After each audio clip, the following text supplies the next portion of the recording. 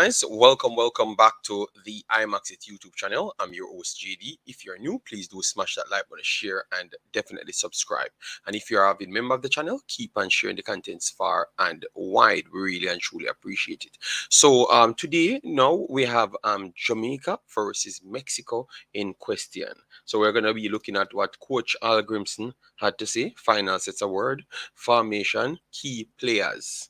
That's a Jamaica, and also obviously you know that Mexico playing as well. So we learned a few things about Mexico as well, the coach and stuff. We're gonna go through Mexico's key players and also formation, and then we will end the show with a prediction. So if you have just came in, make sure to leave your thoughts in the comment section. We really and truly appreciate it. All right, massive respect, man. Yeah, man. And I've rolled it back half an hour due to the fact that I had some things to do.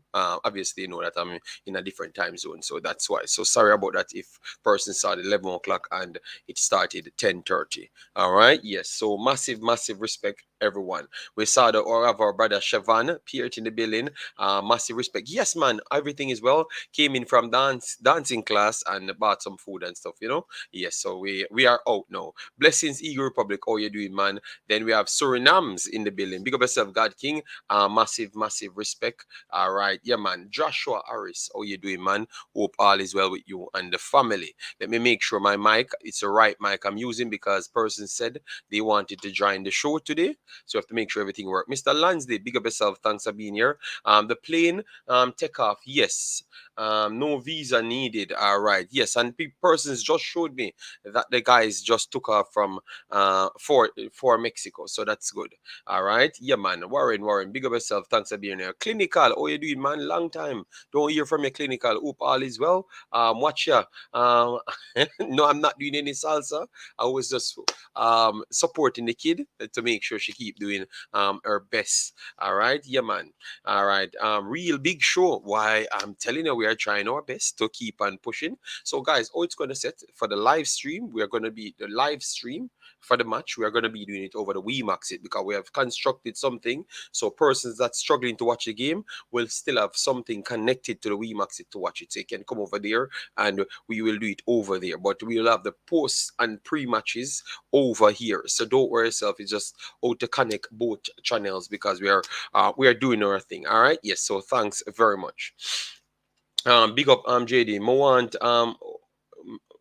want a win for Jamaica, but I know it will be hard. We are gonna get to everything, man. We have a lot of things to chop up. So let me start with the report from yesterday because you had some things. Remember, we went through everything. I thought we did a fantastic job to give you guys every single thing before before the Suriname match. We talk you through the players that left for Suriname, but we talked about the entire 34 men squad for Mexico and show you what they're doing. We made sure you got all information more than educated enough for the process. So yesterday, they won 2-0 over Suriname. Very good, entertaining game. A bit of both off. I thought that Suriname might shade it on a better balance of play if you look at it, but definitely I would say Mexico, they were more clinical because Suriname wasted a few chances. And if you want to look at the goal, the referee made some calls that were pretty much questionable, but it was a good, entertaining game, and it shows that the Concacaf is definitely coming to light. All right, so I am appreciative of good football. I that's just my thing because maybe I'm in Netherlands, Belgium, so the football kind of I like what they did. Both Mexico, their aggressive, swashbuckling style, still passing football as well, and Suriname more calm, direct, pinpoint, accurate passing and stuff, and building from the back, which is impressive. Yeah, so both teams are doing well. Both teams left out players. By Suriname, they never left it out by an act. By spite. It was based off injuries. You have 4 players 4 to 5 players that were out that could have made them stronger, but you also had 12 players for Mexico that never joined the team, none at all, because they thought that it could have caused problems for those players. So they wanted to secure those players. So you have Jimenez from Wolves, that is one of their key striker. You have Henry Martin, that scored against Jamaica a few times. Yes. You have Alvarez, that plays for Ajax, which is a defensive midfielder, and Ochoa, the goalkeeper. Those are the individuals included in that amount. So it was a lot of things happening so far. All right. Yes. So let me go through the report from yesterday so we can move on towards how how it looks between Suriname, you mean Mexico and Jamaica over the years and stuff. Yeah, we want to learn a lot of things. So this is going to be like a learning lesson. All right. Yes. So all right. So Suriname lost 2-0 to Mexico. So they said Suriname live broadcast. Let me see. They gave some rundown. All right. So they said here Suriname 0, Mexico 2. Has it happened? Diego Coca took charge of Mexico for the first time on Thursday evening, guiding his new team to a 2-0 victory in the Concacaf Nations League. Coca rang the changes for his first start in 11, naming only 5 players who had been in the squad for the World Cup. All right, so 5 players. All right, just 3 months ago. All right, he was hoping to bring new impetus to the team, but it was Suriname who looked the most dangerous in the opening 45, coming close on a number of occasions. So you clearly saw that now, guys. It has nothing to do with we. This is just worldwide, so it's called reality. So we are just reading from reality. All right. Linguid playmaker Diego Bisiswar had the better of the Mexican midfield in the first half, and then home side could easily have gone into the break ahead. Mexico came out stronger in the second 45 and began dominating the play, but for all their possession, it was a set piece that secured the first goal. Of the Roca era, with defender Johan Vasquez bundling home a dangerous free kick. Sergio Jimenez had a chance to settle the game with 50 minutes remaining when the Mexican won a penalty, but the Feyenoord forward skied his effort. All right, and we talk highly of Jimenez as well, but he let himself down and might not get the next penalty. All right, the goal led the lead one goal lead was not to last though, and a testing cross from impressive Uriel Antuna was turned into his own net by Dankalu to put the game behind the host. It was far from flawless in Rocco's first outing, but an important 3 points leaves Mexico top of Group A with just one match remaining.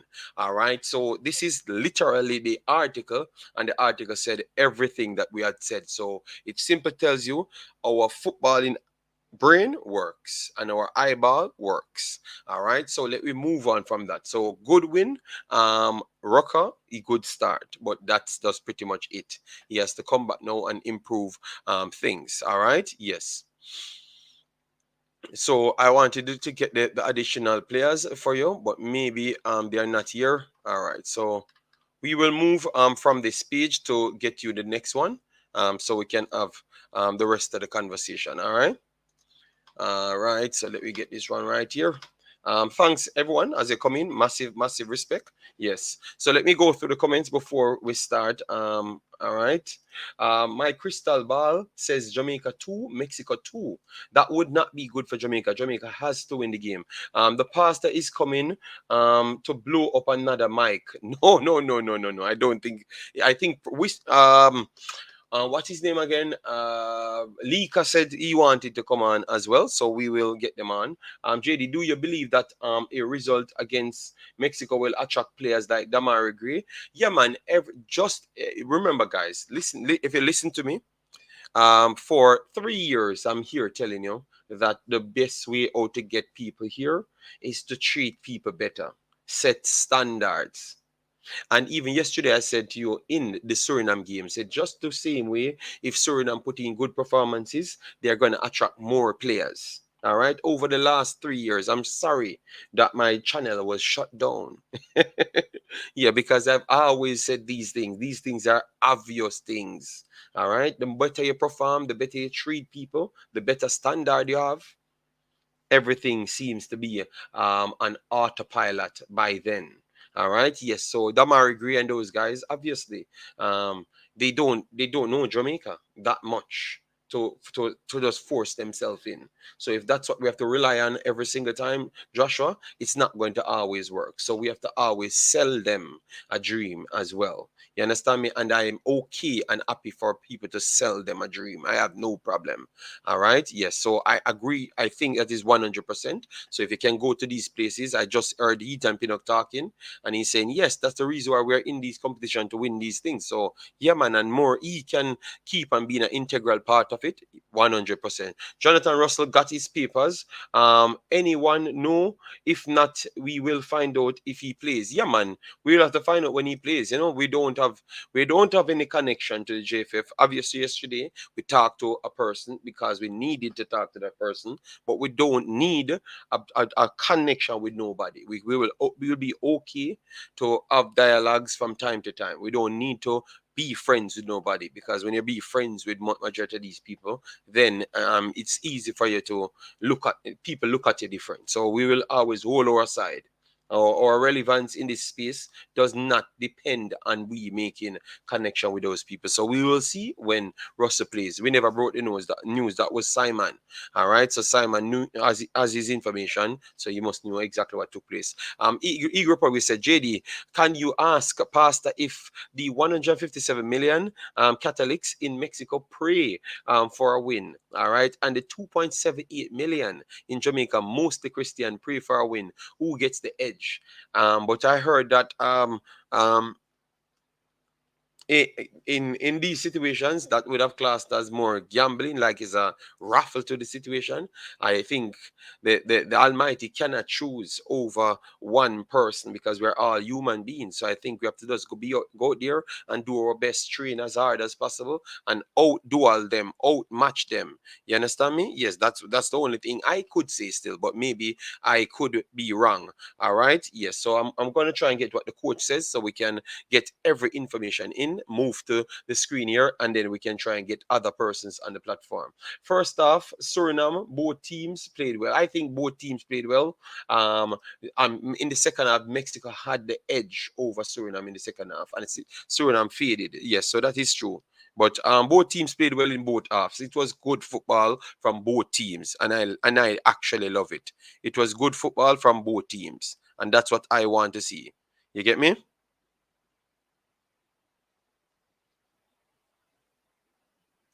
1 second, guys. Big up yourself, Jason Good. How you doing, man? Seth, how you doing, man? Hope all is well. So say, massive respect. How you doing, man? Guys, remember how the thing work? Hitting the like button helps us with the algorithm. So we start earlier. Maybe some data would not send out to the people. So what you have to do, you have to smash the like button as soon as they come in, share and subscribe, and let we just keep on chopping it up. Let this one still fly past 200 just the same. You know the thing, yeah. And let we keep pushing. All right, yeah. So let me get the clip from Simon Preston. All right. So 1 second, let we get it right here. So play it. So this is the clip of the coach. I saw some comments there, but people getting upset. Let me know if you're hearing it, because 1 second. All right. I'm trying to get it started. Don't know. All right. All right. You will see much more structure. So I'm playing it now, yeah? So guys, please go over Simon and drop a like on this video. We need Yeah. a little bit more time on, because we don't want to do anything tactical once we are in Mexico. Probably there will be eyes on us there. So we like to finish all the tactical things, and we've had quite a good time here. So enough time, I mean, in Mobay. So yeah, I'm quite happy with how we've done things. And you have a better idea of how the team will play once we get into match time competition. Yeah. I'm asking you if you have a better idea. I know, yes. you know. Okay. And can the fans, for example, expect? Let me know if you guys are hearing it well. Yeah. Start from what we saw last 2 games against Trinidad, which I thought personally was a glorified practice. Yeah, we will see a different approach to that game. The ones against Trinidad was more to see the players, their abilities, how they work in our system, in our working environment. So this time we would like to be more tactical. We would like to be more clinical. We would like to. We have been practicing for Mexico. So that is a totally different Specifically thing. For Mexico. So this camp has been Mexico and the Cup, so we are preparing, but most of all for Mexico. So hopefully you will see a much more structured team, because when we played Trinidad, it was not about Trinidad. It was about us, and who can be with us in the future. And seeing a lot of young players, are they ready now, or are they ready in a year? So yeah, we had a lot of questions for the individuals against Trinidad. Now it's about the collective unit. How optimistic are you about our chances of playing them well in Azteca? I am always optimistic. We have a plan. How we think we can hurt them. If that plan works or not, we will just have to see. But we go with a plan in mind, how we want to play them. Hopefully we can have a good performance. And if we do, then the side effect will be 1 point or 3 points. So hopefully we have an idea and we are all going in the same direction.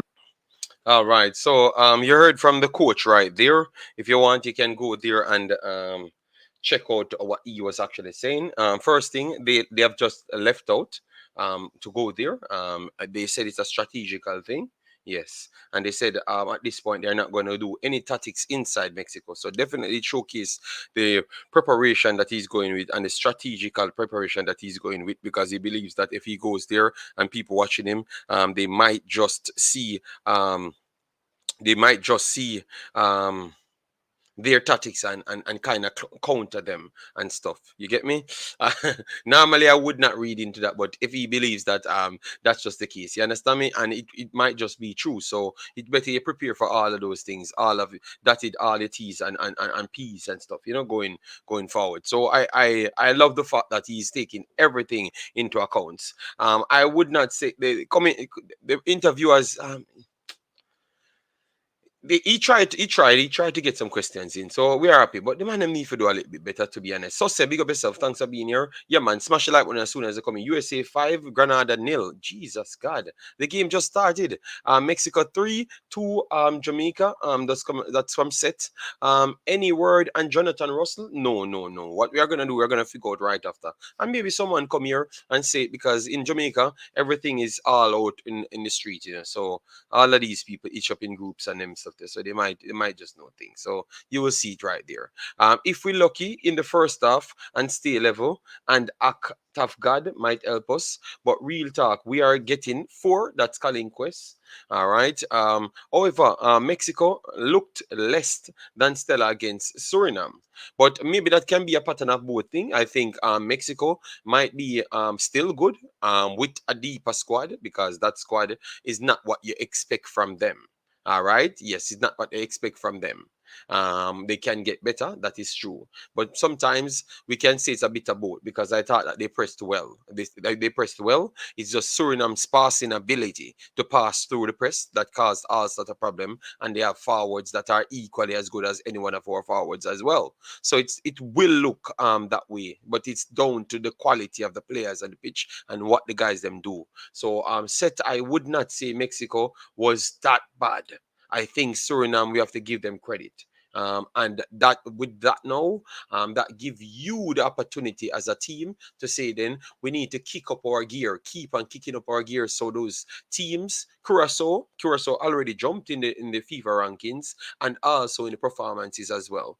So Curacao is already trying to trap down on Jamaica, Honduras, Honduras 80, all of those middle tier teams aside from the top ones them. So you cannot make Suriname and 80, because 80 secretively doing some good businesses, coming back, with their league doing well, and also their players doing well. So you can't make that next batch come catch close to Jamaica. That's where the problem will cause. You understand me? Jamaica have to keep on knowing that, okay, keep on adding players, keep on improving the standard, and they have the coach. Jamaica have the coach right now to get it done. Our JFF get jet. That's what they said.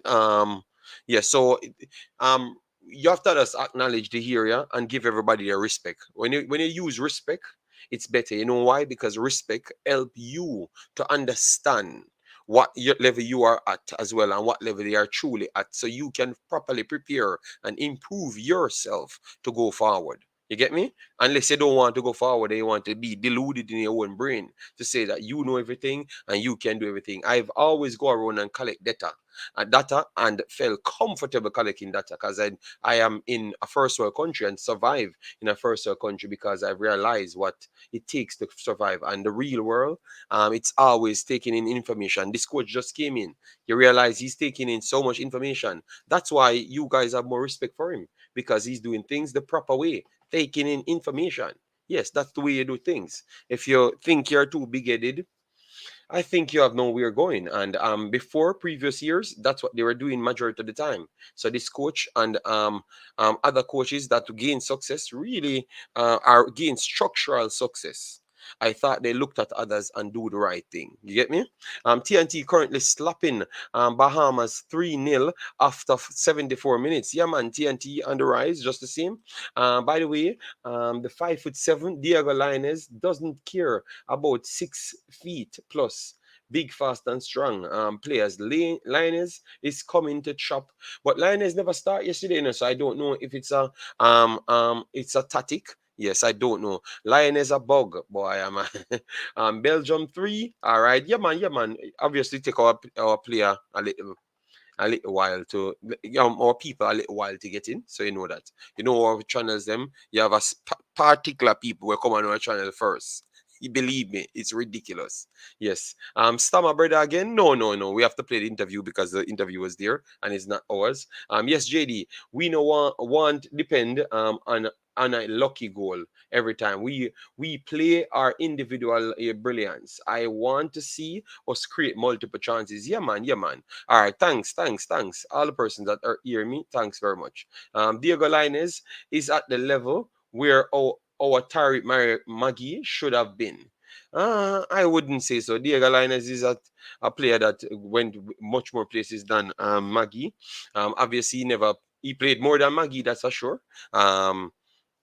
He never lived up to the hype because he had a different level of hype, really worldwide, than Magee. Really worldwide. You get me? Yes, it was completely different. You get me? He never lived up to that because his pattern of play. I think the region, he was just a skiller, and the region, worldwide, never really accept those because they're going in more analytics than anything else. You get me? And that's what caused Diego Lainez. But it's a good player, man. Good player. Just bad timing, bad era.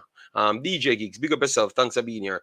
Yeah, run it up to 100, guys, so we can get the people here very fast, because you know the thing go. All right, see there, half of 100.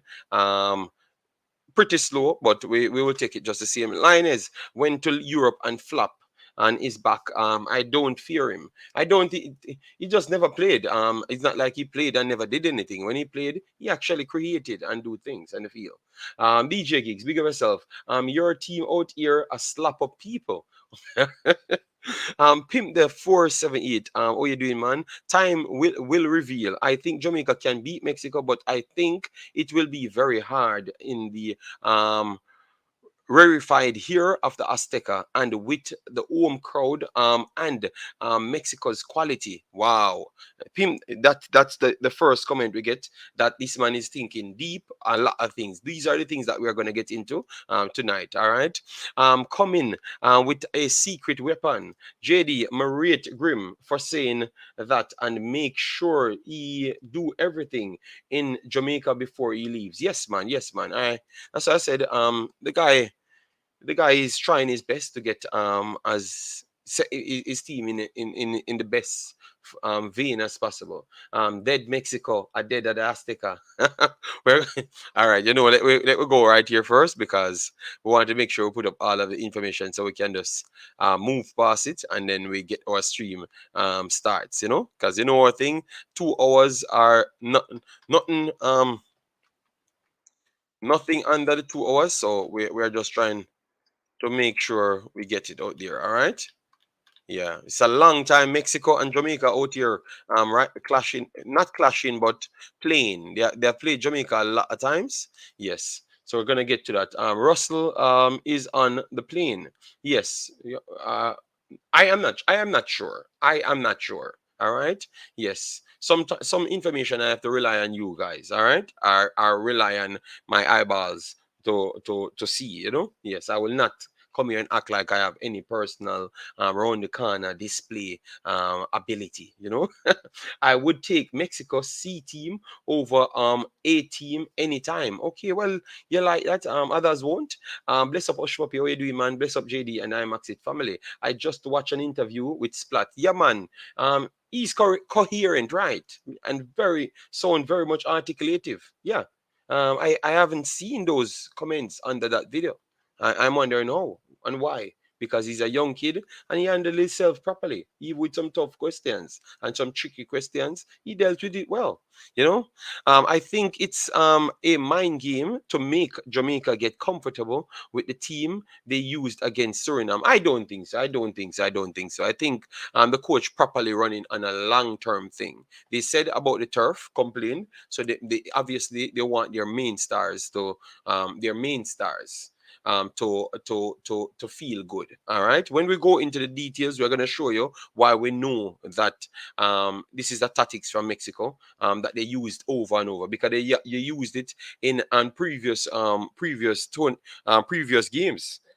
But we never noticed because they never played Jamaica. You saw like funny. They never played Jamaica, so you never know they rotated their squads heavily a lot of times. But we will go through it because the facts are the facts. And we don't have to rely on any mind games. The facts are the facts and it's there.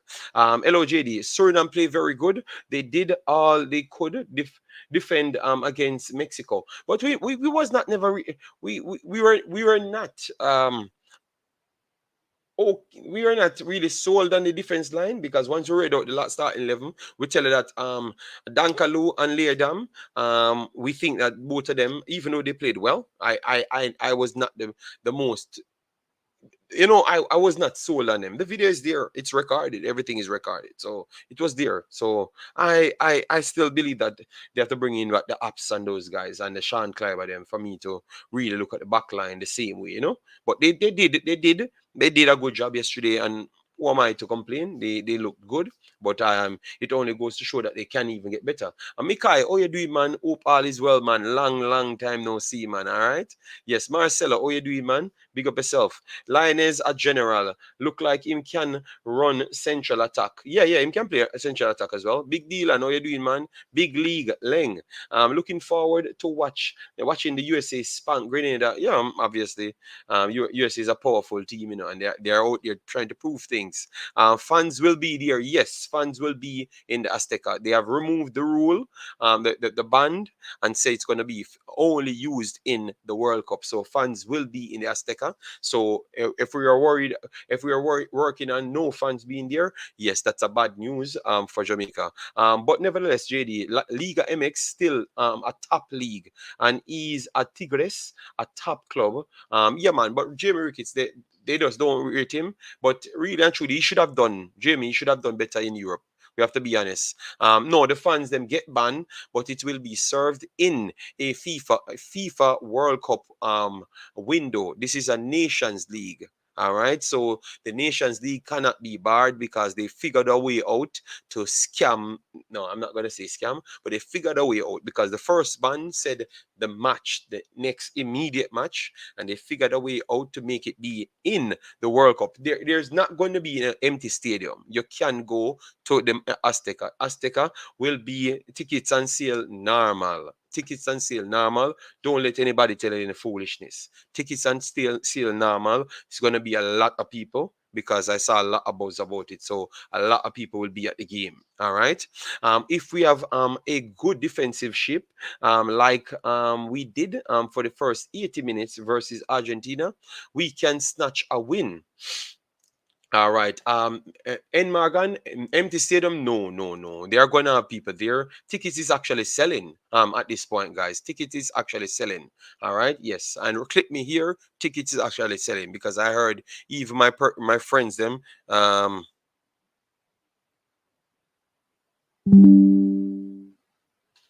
yes, tickets is actually selling. Say and Bowen, big up yourself. Thanks for being here. Massive respect. Humble one, how you doing, man? Big up yourself. Yes, JD. E is the full package. Very articulate. Yeah, man. Yeah, man. Then we have Steve Sky Gay in the building. 80 Asian in the building. Massive respect. Right word you use, JD. No, I'm not gonna say they're scamming. They just figured out a way to not serve the ban. No. All right. Yes, to not serve the ban. No.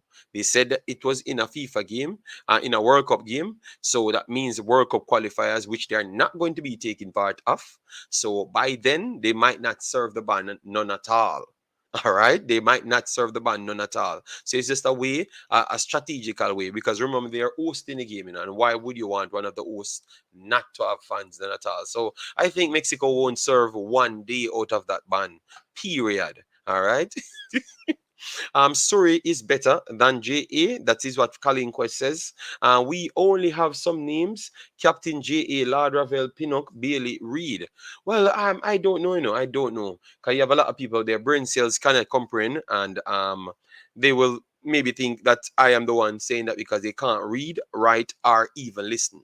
You understand me, Colin Quest? So I have no time to even continue that because they are that stupid of people in this space, Yeah, very, very stupid and illiterate. The fund ban thing is foolishness. They won't have funds ban until 2030 because they that's what I'm saying. That's what I'm saying. That's what I'm saying. Yes. Joe Grind, big up yourself, said, I'll be in Mexico, but won't make it to the Azteca. I'm here with the people, them woman. Oh my God. But I feel like Jamaica give Mexico a game. Yeah, man. I think Jamaica should be giving them a game. Let we go through the actual results over the years from Jamaica because Jamaica played a lot of times. So we can see here Jamaica played Mexico.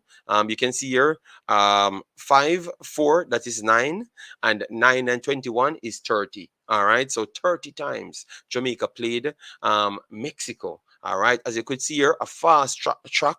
We only won against Mexico 5 times. We drawn 4 times, and we lost 21 times. So I think this might be the worst record.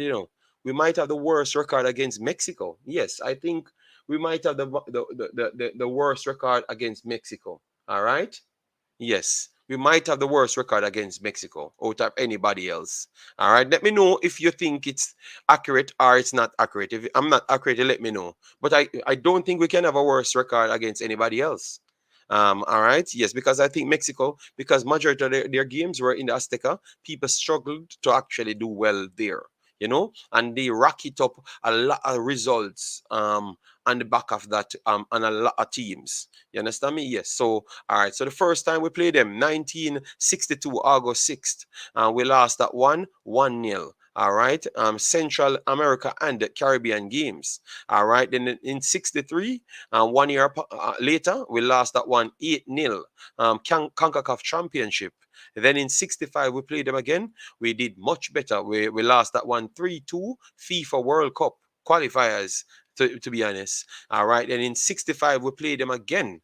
and we lost 8-0. I would love to see those players like the team sheet, because how can you be 3-2 in one game and 8-0? So maybe it's not the same squad. All right. Yes, I don't know. I would love to get back those records. All right. Yes. In 66 we play them, we lost 1-0. All right. So some games we get blowout and some games we get closer to them. So I don't know. I want to think that it might just be 1 second. I look at that now. Look at that, guys. All right. So Jamaica. So this is at home. So hold on there. We lost 8-0. No. This is at Azteca. So okay, realize, guys, the big results are always in Azteca. Look, 8-0, 8-0.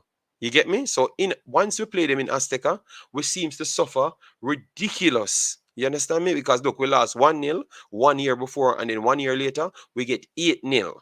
And then the next year we lost the game 3-2 in Jamaica, and then after we get 8-0 from them.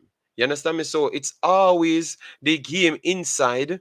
Always the game inside inside the stadium is the problem in Mexico. That is the game is the problem. So once they come out of Mexico, they are good because they are winning nonetheless. But once it's not so big, you know. Yes. So Jamaica lost again 1-0, and in the Azteca we did much better 2-0 in the 69 season.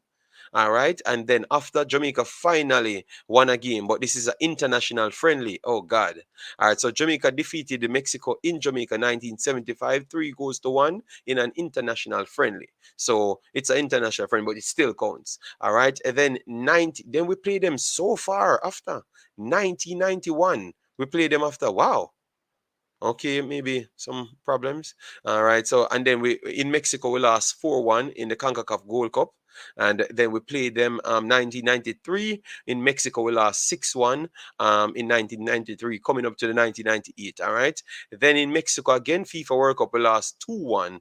And then in 1996, in FIFA World Cup final, we beat them in an actual competitive tournament match. All right. So for World Cup qualifiers, this is our first victory.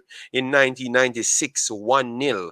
We defeated Mexico. 1-0 in Jamaica. We defeated Mexico. That's the first competition we defeated them in. All right. Yes. Then in 1997, right after that, we supposed to can get records from that now. So yes, because this was a good team, you know. The team that got 6 in Mexico, you know, guys. This was a good team, you know. The team that got 6 in Mexico was actually a good team, you know. So that tells you that it has a lot to do with what's happening in Mexico. So we lost that one 6-0 in 1997 after defeating them 1-0 in Jamaica. Because I remember this team in 1997. I remember that one. All right. Yes. And that was a good team. Yes. Even most of our big ballers, them Karoom Big Baller was on that team as well. All right. Yes. And then after 1997, we turned around and got a draw in Jamaica. Then we went back to Mexico. We lost in the CONCACAF Gold Cup 1998. And then after that, 2001, we lost 4-0. And as you can see, the record, we lost a whole Ulster game against them. And then we never won back a game until 2008. All right, 2008. Yeah, so from 96 to 2008, we won a game against them, and then we got a draw. So 2 very good results in two consecutive games. All right. Yes. So we get a win and also a draw 2008 and in 2013. And then we lost 3 in a row, then got a draw, and then got 2 wins back to back. 1-0 in Mexico Gold Cup, in Mexico 2017 Gold Cup 1-0, and then we defeated them in an international friendly in the same year. All right. No, man, but this can't make any sense. 23 July 2017. All right, this has the same date, so we have to verify that. So I think we have to verify this one. We have to verify this one because it has the same date. All right, yes. So we have to verify that the 23rd of July, 2017. All right. Yeah. So we have to verify that. We got two wins. That's what they said. One home and also away. So I'm going to verify that first because it's the same exact date. We can't play them 2 times. All right. In one day. Yes. In 2021, we lost against them. We lost again 2022, which you guys know these ones because these are the recent ones, and then we drew against them. So definitely in the last let me put 4 meetings until we kind of sort out these last 2 because we can't play Concacaf and the friendly in the same day. That makes no logical sense. So we won a game. I know we won a game, which is in the Azteca, the Gold Cup, but I'm not sure about the friendly. I think the friendly is a different date. So someone find the date for the friendly right here, this one, because it can't be the same day. All right. Yes. Yes, so we know about the Gold Cup, but we don't know about the friendly one. So find the next time when we play them in the friendly. All right. So what we saw, they are dominant over Jamaica, but over the years, Jamaica kept getting better and better and better and more consistent. So over the last 11 meetings, you saw that Jamaica getting more draws and also wins. All right. So that is a motivational look at things, that it's not the one-sided beat down anymore. It's more of if you go there and fight as hard, and the quality that Jamaica keeps getting kind of getting better and better and better. So it kind of drawing what we would say the 2 sides closer to each other. You understand me? Yes. Guys, smash the like button to get us to 150. You guys are here. Yes, so do us that solid, but that is a record for Jamaica so far. We have not hit 100 as yet, so definitely take your time, close the chat down, smash the like button, get us to 200 very fast so we can get the visibility out there. Make sure to vote over the next side. All right. Yes, make sure to vote over the next side. Let me try and call leader so he can give his point. All right. And if people want to come on, please text me first and I can invite you on. All right. We are going to go into the actual setups now, or we are going to look at the actual last set of meetings, or we shaped up with them the players who used, formation and everything. All right. Let me call leader first. Let me call leader first. All right, because leader did call me, so I don't know if he's actually free and want to come on, so we can invite him on. All right. Ready? Yes, we are live. You want to come on? Should we send you the link? Or you're gonna yeah, man. Send me the link. Send me the link. Right. Send me the link. I will come on. All right, no problem. All right, so that is the great leader wanting to come on. All right, so let me try and get the link for him. All right, yes, and let me get up the Jamaica game so we can get the last set of meetings. All right, yes, because we had some good games, against Mexico. Some good games. All right. All right, so let me get the link for this one. All right, and then Pastor, Lord God. Pastor, be careful. If we send you the link, take your time, all right? Take your time. Person's complaining about the vice, Pastor, so be careful, all right? All right, let me get leader here, right here. All right. All right, so let me know, guys, how confident are you on the Jamaica team going in based on everything going right? Aside from a few bumps and bruises, everything went right. What say you guys? Let me know in the comment section. All right. Yes, let me know in the comment section. We're going to bring up the actual players that played so far. All right. Yes. JD, that ban will be against USA. Just watch. Oh, corruption work. Okay. Wait, what you said, they can't get away with it when they're playing USA. That might be true. That might be true. FIFA need Mexico to go through. We will need to beat the ref as well. Well, if you look at the decision and the calls yesterday, Jamaica will be up against it. Every damn way they can cheat it out, they will. Because some calls yesterday is is not good. You know, some calls yesterday was not good as well. I'm rooting for Jamaica, but I don't think Jamaica can beat Mexico. Big up, all right. So you don't Suriname, hear me. Asian in the house said that they want Jamaica to win, but they don't feel that confident. It's okay. The tickets are on sale at Master Mexico. Yeah, man. But I'm just telling people that people will be in the stands. So I don't know where they got that information from. You know, I never root against Mexico, against Jamaica. Just they need to play well. Suriname played well, but their defense killed them. Yes, and we agreed. All right, big up yourself, Joe Grind. Thanks for being here. A massive respect. All right, let me try. Oh, you're leaving tomorrow. Okay, Joe Grind, take care. Have a safe flight. Mr. United, how you doing, man? More, how you doing, man? Panama is very good defensively. Panama setting up a good thing out there. All right, massive respect. JD, the location of the match. Oh, we will get it. Okay. Are you talking about the results? Mr. Rudolph Speed, thanks very much for being here. Hope all is well with you. If you want to pass through, let me know. We can send a link. We would love to hear from you. You give us some take, what's going on, what's some improvements and everything. Man, you can pass through. All right, yeah, man. Best of yourself, Jamaican footballers highlight. Massive respect. All right. As we said, people, want to hit the like button because the longer we are here, it is better. So just keep on trying to run it to 200, 300 fast enough so we can get out of here faster as well, too. Tennessee Jet said, okay, you see one Neil call instant. Hello, good afternoon, Sir Neil. How are you doing? What? Yeah, chop up. Oh, you hear me now? Yeah, man, we are here now, Big Boss. How are you doing? Yeah. May I say, I think this match at tomorrow, JD. Mm-hmm. The only thing I fear,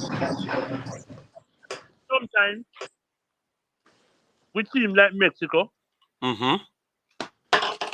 you hold them for a while, and then once a goal score, you see team just start fall apart. All right. So, but you understand? What we're gonna do? We're gonna set the stage for the people to understand what's at hand, because that is the thing, Because look, no matter if a goal score against Jamaica, they can't sit back because sit back is meaningless. So we have to look at the condition. You understand me, Mikey Ballin? So it better we go there and get 4 and attempt than sit back and get 1 and do nothing. Me honestly believe so, because that's what the meaning of the game says. I understand we are working on things, but we want to go through too as well. So we have to keep on a try until I go through. You understand? Yes, so I would look on results so much as me would no reason. If we lose 4-0 and we have a better showing losing 4-0 than a 1-0 cage, sit back and then come out in the last 5 minutes. No. Me want to go out and feel good like how Mrs. Suriname go at them. You understand me? Because you already qualify for the Gold Cup. So me don't know where you play for. You play for win the game. So me no want to see you sit back and be too strategic till 85 minutes. No, man. Go at them, man. Me don't know if Mikey Ballin have a different way, but let me make you finish your point. Then we hear Mikey have to say. Because me want to see exciting football and me want we go at them. I don't want to sit back and 80 minutes. But go ahead, Carla. Yes, JD. I know ironically team as JD. I like game them when you call out with Jamaica win. Mm-hmm. The best game is Jamaica play against Mexico. For me, in my opinion, I game where we play with them at the Aztec and John 0-0. And Jamaica should have win that game there. Mm-hmm. Yeah. I first know Jamaica Aztec and play football, actual football. Then you have Jamie McCann and them in them prime play. Brother. I first miss Jamaica guys Mexico and actually I play football that we couldn't understand. Because when Jamaica got in place, they sit back and Mexico dominate almost the whole 90 minutes. Yeah. So all me I say, me upset Jamaica can, sneak a win and thing. As what you say, Mexico already there on 7 points. Jamaica know what they have to do. They have to just come out and play football. You understand? Mm-hmm. You understand? Yeah. Mexico have got play too because they want Jamaica score and sit back on them. So they are going to try to score too. You understand? So the reason why I'm glad to set up that way, You see, Jamaica may have to play for a draw. I think Jamaica will come out and play the same tentative kind of football we will play. So now Jamaica knows that they're in a position where if Suriname did beat Mexico last night, and Jamaica only need a draw. Jamaica will come out and play maybe same kind of tentative kind of football. Yeah. So with Jamaica now knows that they have to go for a victory, they have to come out and play actual football. I'm going to ask Mikey that now because that's a good one. But finish your point because that's a good one. Yeah, man. Okay, so you call back after later then. You call back later and show them. Yeah, man. All right, respect. All right. He brought us some point, Mikey. Up here, are you? You're comfortable just the same? Or you would want to be? You would be up here if Suriname had actually finished their chances and get the win. I prefer Suriname. So you just want to go there and can cage up. You don't want to see the beast that Jamaica have, Leigh and Bailey, run up and down like Charlotte because look. Yeah.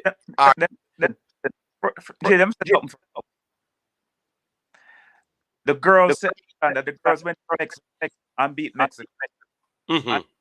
And the girls sure them must. So now we're gonna make it 2 in a row in Mexico. Boys gonna beat Mexico Sunday 2-1. 2-1. All right. Because I think that this court have this team now for 40 practice before him had the one day against Argentina so well. I think this spot is better in Argentina's squad. No, this Jamaica squad. Not the Jamaica team is better. Jamaica team, you think is better than Argentina team? No, better than the Jamaica team. No, the squad for Argentina. I'm gonna put up the squad for Argentina to see it. Guys, we are gonna put up the scoop chat first. Bless up yourself, Joe Grind for the super chat said, big up, bless up Imaxit family. Jamaica 3, Mexico 0. Lord Revel man of the match. We are gonna come back to your super chat, but because we want to put up the stats on the screen and we don't want to block out anyone's face. All right, so we'll come back to the super chat. Let me go to Jamaica versus Argentina. Because I would say it's a good squad, but I'm forgetting some of the players that played in the Argentina team. Michail Antonio played and Blake. Those are two of Jamaica's best players. Period. You understand me? All right, this is our squad. Andre Blake, Maria Pa, Damian Lowe, Javian Brown, Amari'i Bell, Bobby Reid, Daniel Johnson, Ravel Marcel, Leigh and Bailey, Antonio, Shamar Nicholson. So everybody that's there already. Jamal Wade, Kemar Foster, Dylan Barnes is not there. So Dylan Barnes, Curtis Stink was in it. Ricardo Thomas, Topi. Yeah, those two you could say might not be. Michael Malik Owil. Andre Gray was in this. It's up there. It's up there because you have some changes that made in the defensive part that is massively better, and you have some forward changes that added to it that you could say because Corey Burke is a good addition to the team as well, but it's questionable. Let me know, people in the comment section, what say you think the team that we have now is better than the one that faces Argentina? They hear this now. Definitely not. It's playing together for the second time. Okay. That more cohesive. That made it squad better. JD. Mm-hmm. Can I interject a minute? Okay. Carla, I'm going to ask you a quick question. How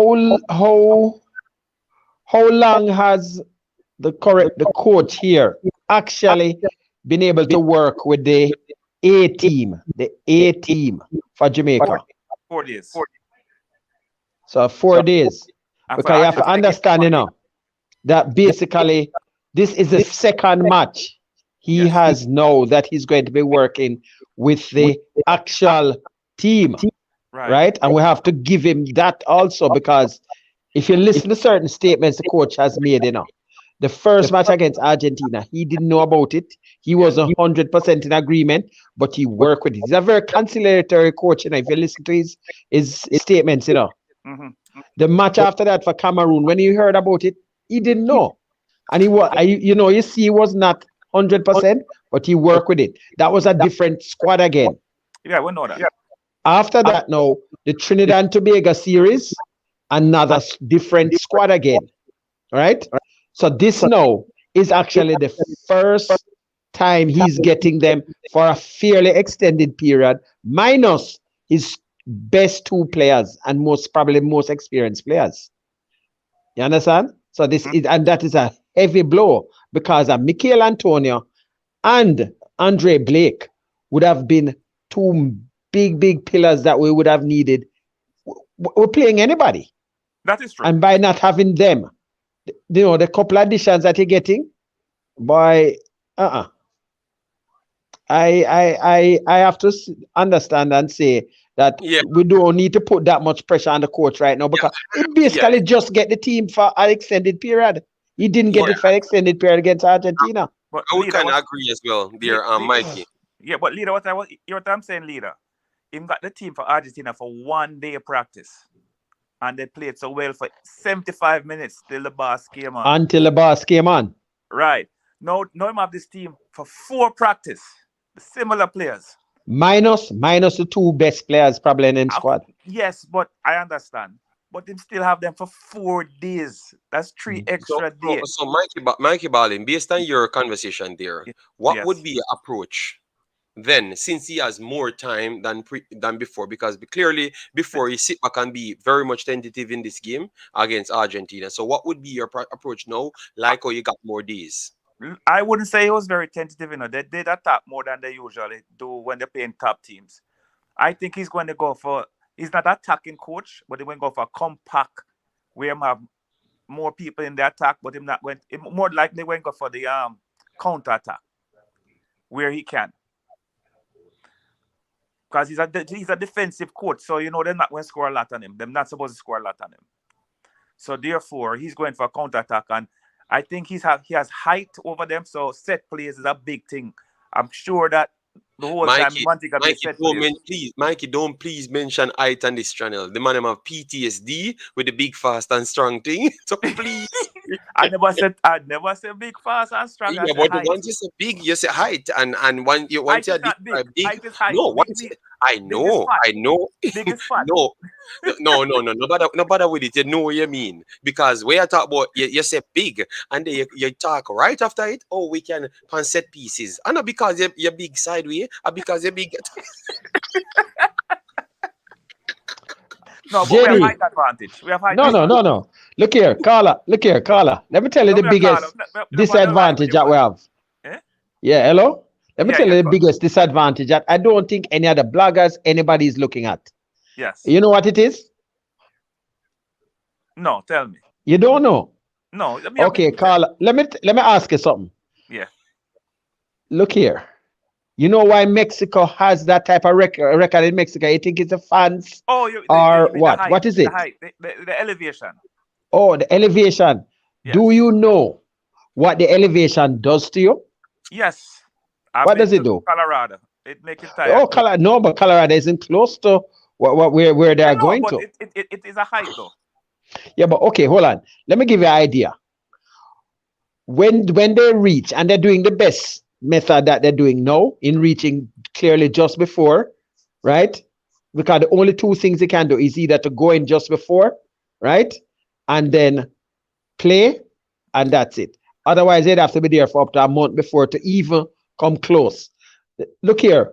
You have people that when they're going into the stadium, just by walking up the steps, it's a number of steps to get into that stadium, your chest starts to burn, right? So one of the reasons why when you have a number of local based players, because they don't have that, their fitness is nothing compared to what the overseas players' fitness normally is going to be. So it hits them even more, and it hits all the players, because basically what happens is after a while, you basically, your body is at a certain, is here, and then after a while it goes way down to here, then it starts to come back up. But right when you hit that brick wall, right, in that game, there's going to be a part where most of the players are going to feel like they are dying. Don't care how good you are, you're going to feel like your breath stopping. You can't breathe. Your inside is on fire. Yeah. Right? So look here now. When that part happens, that is what is going to really see whether or not these guys can keep the game compact and in the game. And one of the key things is that having somebody like the goalkeeper who wouldn't be doing that much running, right, in the goal that can keep you in the game, and you're not having that keeper there. And that keeper is one of the better keepers in Concacaf, if not the best, right? And we don't have him here, right? The next thing now, we're going to be having more like, no care how you're going to be, any keeper you put in there, they're going to be inexperienced in Mexican conditions, right? Because when the ball is kicked, it don't just go like how it normally move when it is elsewhere, you know. So when the Mexican kick the ball and it do things, you don't even understand. That's another thing altogether. So the atmosphere, the whole Mexican atmosphere is the biggest thing that we have to go up against. And but, leader, the last 3-4 games we play in Mexico City. Yeah, the scoreline been very close. The scoreline been very close. Okay, look here. Let me tell you something. No, Mikey, you have to be fair. The last game we played in Mexico, the scoreline are the only team we come out of that game close with. It was not a close game. That game could have done 8, Mikey. It was a bad performance that's a World Cup qualifier, right? Yeah, man. When that Shamar scored, the one that Javier Brown kick over the top, that was a glory goal, brother. Once in that's out of nothing. You understand? Look here, JD. Blake kept us in that thing. Yes. And and let me tell you, one of the things too, you know, when we had Grant there, you know, when Grant felt the same thing knocking him, you know, he realized, look here, he have to make some very clinical fouls to break up the thing so that the team can get a chance to rest, right? We have inexperience in the middle again. It going to affect we. Don't care how you look at it. Anybody who you put in the middle of the field are going to be inexperienced in that role of a CDM role in Mexican conditions. Like, don't care how you want to look at it. The only player that is there, going to be there with some sort of experience in Mexican conditions, is going to be Ravel Morrison. And Low. No. I know why I say Ravel. You don't know why I say Ravel. Remember, Ravel played there for over a year. So, but he may have no form of fitness really compared to what it should be. And even then, but he will have a better idea of what is going to be happening to them, right? The rest of them, let's look at who is going to be there. Bell has never played there. Bell has never played there, right? Pinnock has never played there, right? Yeah, but they are used to rough conditions as well, you know. They're used to it, but this is a completely different kettle of fish. And we have to understand that. Leader, one more thing. Yeah. When Jody McInaugh's team went there, and we should have beat them in that game. Do you remember that game? I'm going to check totally. Back. And Jody McInaught, it's about 3 open goals where we should have scored and the ball go all different places. I think that was about 2016, 2015. Wait, it was a World Cup qualifier, so it would have been 2014. When was the World Cup? 24. 20. When was the World Cup again? 2016 World Cup. Yeah, so it was maybe 2015, 2014. We played them with Jody McInaugh's team. That was 0-0, right? Yes, and we should have won that game. Ricketts was in the goal at that time, right? Yes, Mariappa, that's the only one of the good things. Having Mariappa, I don't expect him to start, but they understand him going to be able to give the guys some conditions. Yeah. You know, we had Jermaine Taylor there, Austin, Naira Nasworthy was one of the big takeaways from that match, if I remember now. Yeah. Yes. Big bosses. Remember, guys, thanks for the 200, the 100 like. Let me get it up to 200, please. And send in a question. Remember, we have to take questions, you know. We cannot just act like we're in a bar, you know, and we're not. Yeah, man. We have to do that, man. You know, yeah. So, anyways, based on how you attack, leader, you look like you have a scrapbook and all of them tactics that I already start talking about elevation and everything. Mikey might have him scrapbook already now. Mikey, we have a system here that we can put up the players, set them in the right position and everything. You can't just say we are gonna win. I don't know how we are gonna win. So the fans want to hear how we are gonna win. So Mike, I was not start with Leigh. I was not practice. I can't pick a team. No, man, you can't do it. So, all right, so leader, go ahead. What you think we can set up on the players them you expect to use, because you start talk about man we never play. So you think that think based off the fact that Ethan, Pinnock and Bell never play in these conditions, we should start go elsewhere, because I think we have much of a No, you don't have a choice, you know. No, let me tell you, the team basically pick itself, you know.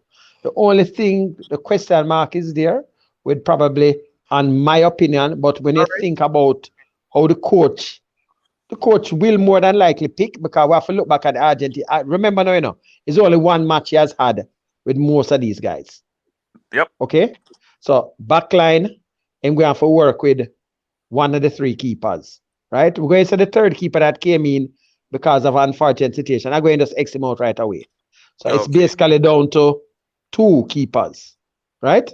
Yes. So, okay. He has never worked with Knight at all.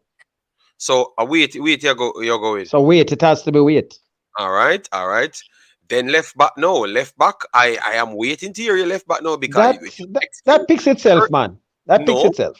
Kemar Lawrence, it picks, because by your style, Kemar Lawrence have the experience inside Azteca. Once again, we know Kemar Lawrence don't really have the legs from even the last campaign. We know he didn't have the legs. Plus, we have to also look at it. The coach has worked with Bell already. And one of the things that is so key about this, you know, the situation with Greg Leigh, you know why that came up? Because they were losing their number one left back, who more than likely the starter was going to be Bell. The coach wants Bell. They threatened the club literally with the FIFA sanctions to get Bell. So Bell is assured. Stop saying that, because the people must say the opposite. So stop saying that, big boss. Okay, we understand it that way. It's rumored. Right, yes. So people, because what say you taxi go into Mexico, won a game for Jamaica inside Mexico. What say you in the chat? In the chat, you're putting in taxi, or you're not putting in taxi? Mikey, what say you? You think taxi should get the nod because he knows the situation? He was in positions like this and won games. What say you? Are you saying go with Bell because he's the better left back?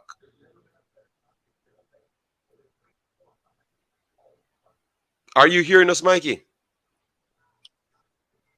All right, Mikey, look like them take him away. So, no, Mikey, come back in. No. Correction. No, JD. Oh, you're still here. We're hearing you, but you look like you're freezing. So jump out, Mikey, and come back in. So sometimes that's how the system goes. Just jump out and come back in, and it might just work. So we're going to take you off, and they can come back in. Just jump off and come back in. All right? So Mikey will sort out. All right. Let me. I voted taxi. Joshua said taxi. All right.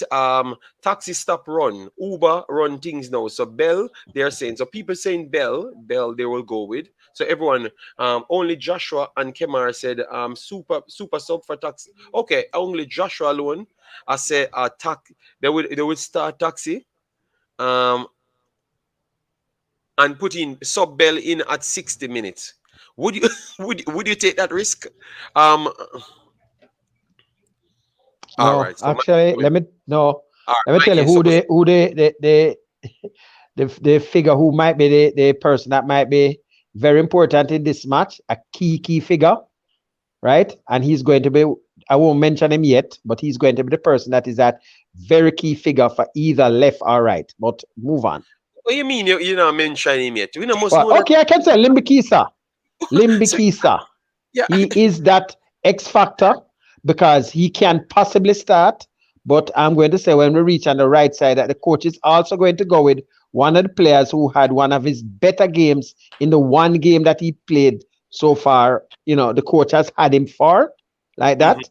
He's going to go with him there, right? So, all right. So we expect to see Javian Brown over there, but with a lot of pressure from Lembisika. Yeah, but we're going to come to the Javian Brown here. Right, we're not there yet. Yeah, Mike, you're freezing. Yes. It looks better now. So because of Mr. Leader coming with all him scientifics and stuff, we said taxi proven inside the Azteca. Or in Mexico. Put it in Mexico because I'm not sure if it was Azteca. Maybe someone can let me know. No, it wasn't Azteca. It wasn't Azteca. It was in the Gold Cup in the United States. But okay, so proven, Taxi proven playing against Mexico then. All right, that's good. Thanks. Would you go again? Go put in the Taxi, or you're going with Amari'i Bell? We want it. I'm going with Bell. I'm going with Bell.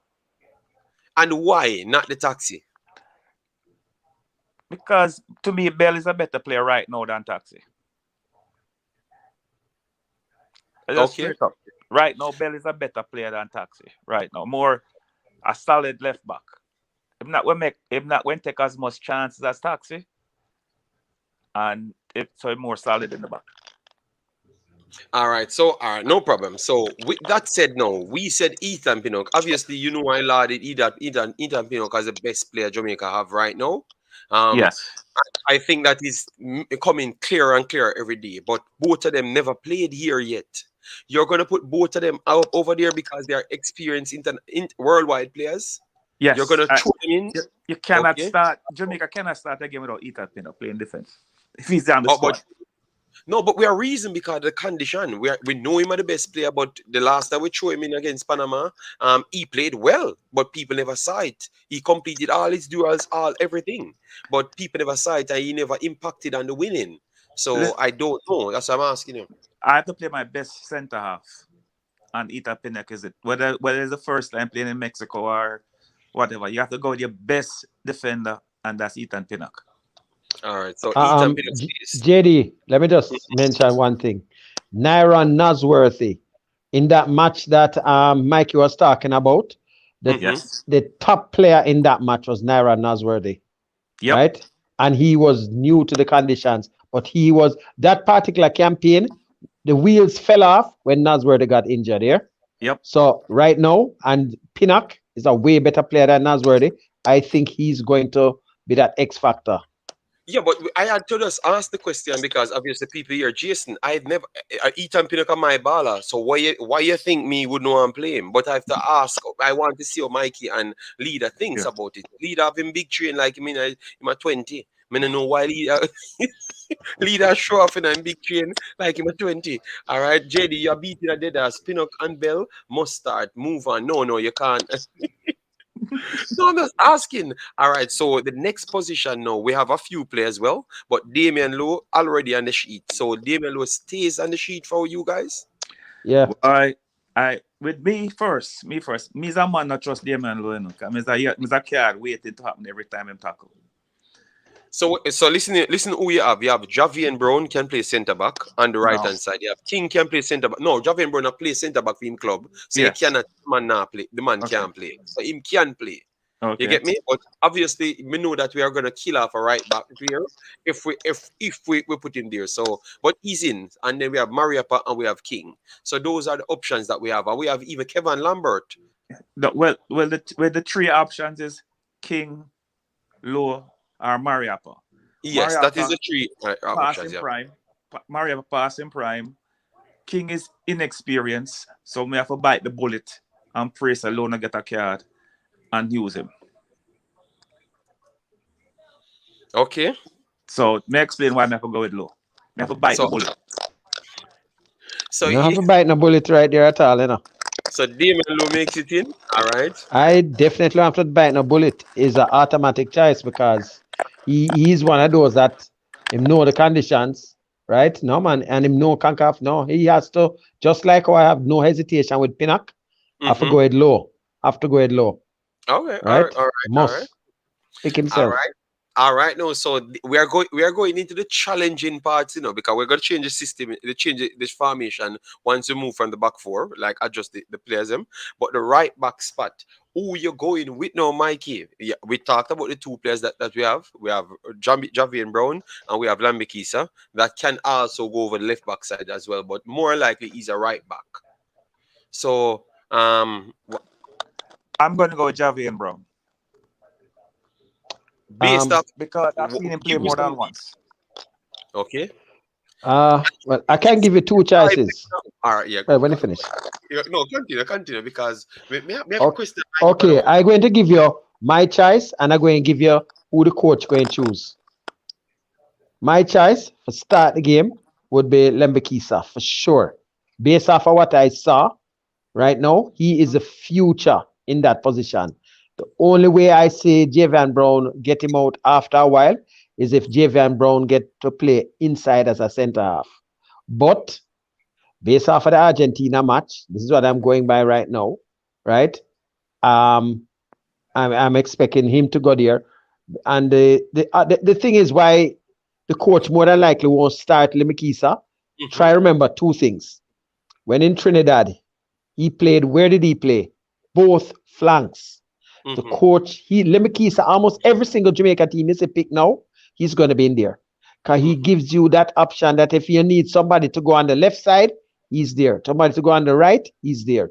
He is going to be a staple until him take away somebody game. Can play midfield as well, you know, right and left midfield as well, and wing back as well. So he's definitely an option. So Mikey, the people must say they are Lembisika. Everybody wanting a team, you know. So Mikey, explain to us why you are going with Javian Brown. All right, bro. The first thing I said when we started, I said I'm not at practice. I cannot see the players play. I didn't see the first game and play for Jamaica in Montego Bay.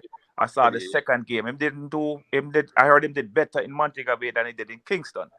Because I'm used to Javian Brown and I've seen him play. In the last game play against Argentina, he played very well. Yes, he was one of the best players. If it's not him, it's Amari'i Bell. I figure the coach is going to go with the people who was on form and maybe go with him. But the coach going to go with Brown, man. Eh? The coach going to go with Brown, but I would like Lembisika. But as I said, logically, just thinking it out, in the future, I would prefer to have Lembisika on the bench because if any other guys go down, at least have an instant person to go on. Because if any of them go down, you know, I am going to think if a left back go down, I have to think twice before making taxi go there. And if the right back go down, I have to think twice before I put Mariappa. I go and work with Lembisika. He is the future. Mariappa only going to come on the field if the two centre half get injured. That's what, I would have prefer King going there. I would prefer King more than Mariappa. No, Mariappa don't have the legs anymore. Yeah, King going to go. No. Two of them go down. The two, Low and Pinnock. No, if one of the centre halves go down, King going to have to be my first choice. You know why? You know why I think King should go first before Mariappa?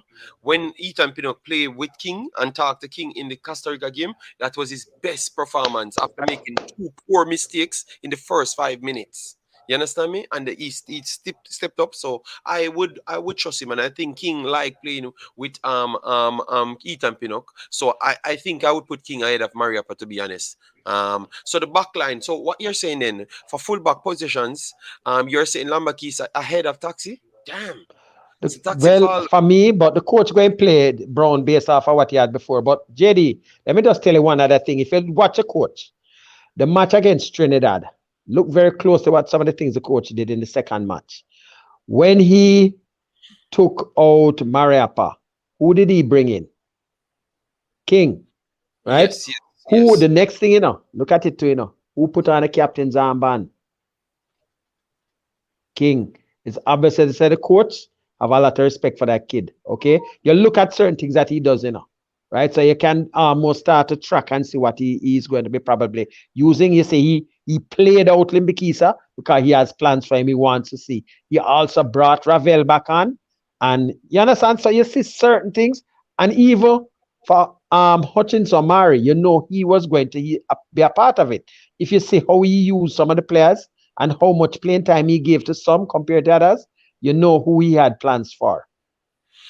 All right. So because it's getting tough, So what formation would you slightly go for? Because remember the coach, tried a few times well, but I think he cleared up himself, because people keep on thinking that this coach is a 4-4-2 formation coach. He's just saying that this is the first formation, which is true because this is a formation that people teach you to play football out of. So he wants to see how good these guys can think of their own. So he put them in the most rigid system first, the first basic system to see how people work and stuff. But he said he's willing to adjust. And I saw when he played the 4-2-3-1, it's the best Jamaica look, Mikey, out of all the 2 games them. Well, Whisper look better, Trevante Stewart look better. All of the other man them start get the ball because we had surrendered the long ball, which I don't think is going to happen this time around because Ethan Pinnock, I don't think he plays long ball, period. You understand me? He's just a man that will keep the ball. Bell is a dribbler and a carry off the ball as well. So he keeps the ball. Javian Brown and Damian Lowe could pass the ball from time to time, but I am not sure if he's passing sharp passes because he was one of the cryptic problems for the long balls as well. You get me? So I don't know if he saw others playing the ball short, he will just adapt to that and play. So what say you on that? Based on the formation. My formation will be 4-3-3. Jesus, no. In Mexico? No, please. Just tell me all you want to say. You want a diamond, so you want 2 bit behind? Because we don't understand where you're trying to be. 1 behind, 2 up top. 1 in front of the center. Them. So, Mikey, we're not even put it on the screen. We are trying to listen to you just saying. So, Mikey, so one, we not have a defensive. Who are going to be that special defensive midfielder? The new kid come in a trust Lambert. What for tackle?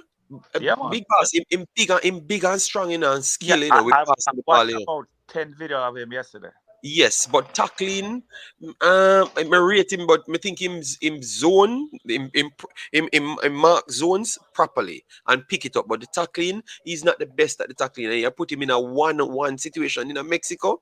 Jesus God, Mikey, the people are burning out in the chat. Lord God, Mike, no, Mikey, that's a suicide. That is Mikey. Yeah. Okay. JD, give Mikey my number, and after the thing finish, we're going to talk to him about John Russell and give him some facts, right? Because there are facts. Look at facts about him. He's a very good player, right? Helping with the passing, moving the pass from the midfield, right? But by the way, I never even want to finish on the formation before. Basically, I'm seeing it as 4-2-3-1 also, which is a slight variation of 4-4-2, you know, if you really look at it, you know. Right? Yeah. But Grim is known to prefer a double central, 2 number 6 playing there. But since Andy, as I said, we're onto the kid, that's another thing. Starting him, if you're going to start him there, who are you going to play beside him? If we're going to have 2 number 6, I'm thinking of that way, but I don't know if that's what you're thinking of. What I'm thinking, I think we have to go with the 2 number 6 because at first I was saying when he dropped it, because look, we saw what happened here. It's the same system Mexico will be playing. Players will change. We're going to look at the Mexico team as well and show you. Players will change in the system, But the problem is, you need that person that can replicate Besiswar. The only player we truly have, obviously Ravel is not as skilled as Besiswar. That is 100% true. But he's still crafty enough and he has passing range and he secures the ball good enough. So I am tied between using a 6 and a progress of the ball. And really and truly, you're getting two for one when you're dealing with Russell because he can mark lanes, not the best tackler, but he's a good passer and he has size to shield the ball. So you will have 2 progressors of the ball, but yet still one can also put in a tackle here and there. So either you're going to go light on the defensive side and have 2 progressors so you can always not fully rely on a kind of shattered Ravel for now because it looks like he needs some game time. I'm tweaked between that. So if it's Ravel and John Russell, I'm tweaked between that. I think Ravel and Kevin Lambert because I will beat up Kevin Lambert. I am telling you, Kevin Lambert, Mikey, look, Kevin Lambert put in better. Kevin Lambert stopped Suriname problem. So Mexico couldn't stop Suriname problem. Suriname was their own problem, Mikey. By not scoring the goal, and Kevin Lambert took out Besiswar out of the game, So the guy can tackle and the guy screens well. So I don't know if you guys want to give him a next opportunity or you're saying he's just slow and they're not giving him an opportunity. So why are we jumping to John Russell just the same and he's not a true out and out CDM fully as yet? That is my question. So, Mikey, what you say, because the man, Kevin Lambert bring us here, you know, because if I never hear me, we lose that Suriname, you know. You understand me? Because the man make some vital tackling and we act like, say, the man are good nowadays because we get new tool. Come let me in a court and the man him attack me. No, we have to convince you, say, why we don't want. Come in a jury box with me and convince me, say, the man not guilty. All right, yeah. So all right. On the win. I'll agree that I blundered. On the win. So we got 4-2-3-1. Yes. But who you are deep? Lambert or John Russell? Because I think that's how it's gonna come down in the John Russell part. You know, that's what I think it's gonna come down. I think if you played Lambert and John Russell together, Ravel have to come off of the bench. Well, that's an option I didn't even think of, you know. Yeah, Ravel. But Ravel will play. I know one thing, Ravel will play. And I wouldn't be surprised. Is either the coach going to go with who he's used to with Ravel, right? Because you see the amount of time he has seen Ravel, and I would say, we'll have a certain trust him. Don't know John Russell. What I do know about John Russell is that I have a report where they have gone through his game, and one of his biggest problems is he doesn't tackle. He only works well in a system that has 4 very good defenders behind him to do the work. He's not the type of player that's going to do that dirty work for you there. But his passing range is excellent. Yes, that's what we're talking about. Right. So he'll be able to do that aspect. So what I told some people in another forum, that I see John Russell as the person to work as an understudy for DJ or Ravel. That's what he's there, because he doesn't have a defensive bone in his body. A lot of people don't realize that. He might be able to be groomed, but that's it. But right now, his best option is to be that person to make the progression from the midfield to the forward line, etc. Right? He's that. But as a defensive, he's not. So therefore, all right. I think it's Kevin Lambert and Ravel Morris who will start deeper. You know, that's what I'm leading towards. You know, Kevin Lambert and Ravel. Yeah, I think so. So let me take off Daniel Johnson for now and drop in Lambert. So Lambert, right there. Yeah. So Ravel Morris. What you said, Mikey? Take out Russell then. Better take out Russell. Yeah, man, because the man, look here. We're using, and this fact we're not counting, you know, out of literal 7 players that we picked so far. Majority of these players, it's the first time they're playing there, you know. You understand me? So that will play a factor, you know. So when the team drop, you know, you want people to can push on. You get me? You want people to keep on, because you will just drop off a clip, Mikey. Well on, Bobby Reid and Johnson were playing in Mexico when we tied, when we lose in the last minute. Bobby Reid, yeah, man, Bobby Reid was there, but we don't reach up to the top. We said the first 7. We're dealing with the back line. Yeah, we're talking about. So we can't make up so much changes, and then everybody kind of not sinking. So we have Damian Lowe there, that can help. Ravel already know around the surrounding, so he could help there. Lambert around the surrounding, he could help there. So those guys can help Bell and Ethan Pinnock to fit in fast enough, you know. So that's why I said I think this might just be the perfect back 4 in my estimation. Rabian says anyways, Mexico 3, Jamaica 0. Lord, my God. The man does not. All right, anyways, let me go forward. We'll put Ravel in. Ravel made it back. Guys, we have 255 here. Come on, man. Get us up past 200, man. That is not hard to do. One click, you can reach 200. If you just come, just close the chat, click it, and then at the same time, subscribe. All right? Yes. So who would be leading that line there? As the creator for the team, the higher creator for the team. DJ. All right. So DJ flat out leader. Would you go for DJ instant? No. Bobby. You know what? That's what I keep telling people. I think Bobby Reid should run the cam position. You know, must be Bobby. Hear why I said so. Hear why I said so, Mikey. Bobby brings the energy. He will drop back faster than DJ, pick up and progress the ball as well, and give double decoys as well, block space and press well than DJ as well, because he is energetic at all times. And he can change with everybody and add value to all of the positions. And remember, you're going to be pressed, so players will leave in position. That's what Suriname did. We need players to help out in midfield, man. When you see Besiswar drop, you saw him at right back, you saw him at central midfield, you saw him as left winger. You know why? Because that is the trigger player that always pick up the spot to start the play. You get me? So that's why I could see Bobby at camp. Giovanni. All I'm saying, I know we will need somebody to drop back, but we haven't finished the team as yet. So I'm just trying to give the people a belief that Bobby could play in that position and press as well. Because remember, pressing is a part of defending as well, you know. If the team can't get the ball up, you're not stop it. You're defending, you know. I wonder if people think I just running down the flank, Mikey ball in a defending. No, pressing and stopping the ball from playing is the defending. So I believe that Bobby could play that role.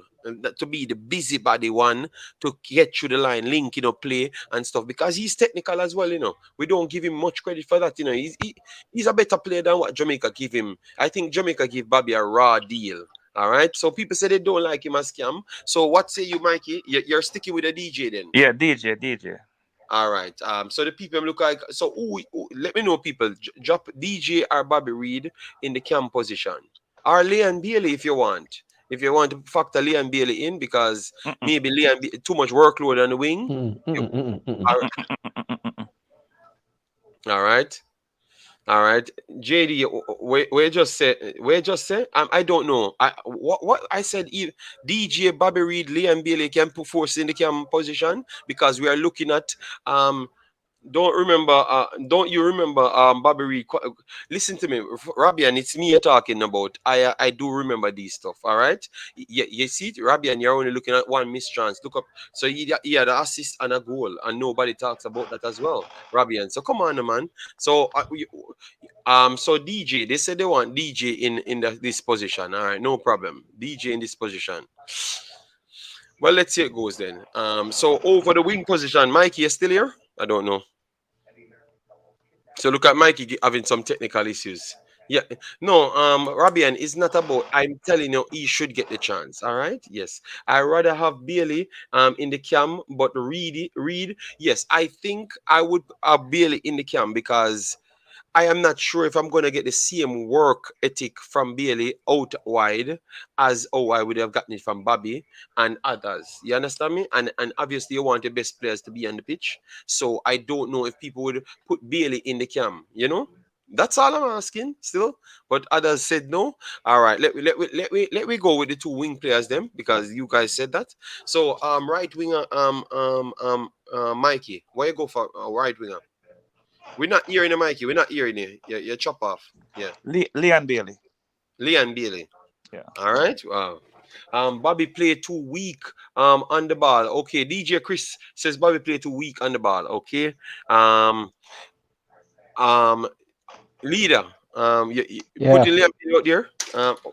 Actually, let me tell you, for this game, one of the people that I want on the field from the start, unless he's going to be coming off of the bench if we're going to try for the win. But I know I expect him to do very well in this condition here. I have to make Bailey go over on the left and start Corey Burke. Corey Burke. Oh, wow. Yeah, all right. Man of the lungs, man of the, him can manage. I want that type of person that can give that over the top. So if we Corey Burke, man. Wow. All right. So Bobby ain't starting then, and the next man not starting. So guys, what say you, Corey Burke? Mikey Ballin already say Leigh and Bailey. Leigh and Bailey. So Leigh and Bailey gets his spot. And then Corey Burke I've heard about. So what say you guys? So Bobby not in the class.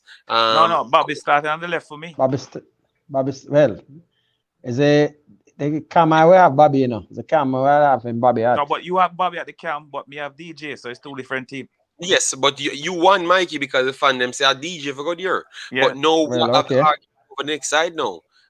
Because leader win the whole conversation so far, you know. Yeah. So so over the left hand side, I have Bobby. a feeling that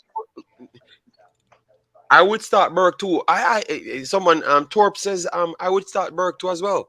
And you know, people, I kind of agree with you, because we need somebody, Mikey, when we drop off. I can tell you, you're gonna have a period in this game when Jamaica drop off like 10 or 15 minutes, and you're gonna need one person to keep running. And one thing you expect every single time, Mikey, is Burke running up and down. So why are we going to pick luxury players sometimes just a big name we are go for, you know? We're not pick the thing right, you know, Mikey. I'm telling you, we are gonna get fired before Hallgrimsson, you know. We are gonna get fired before Hallgrimsson. Yeah, man, I Burke forget JD, me I play back the stream. And me hear you say Besiswar is better than Ravel. Can you confirm that no, that is not a rum chat. That is not a rum talk.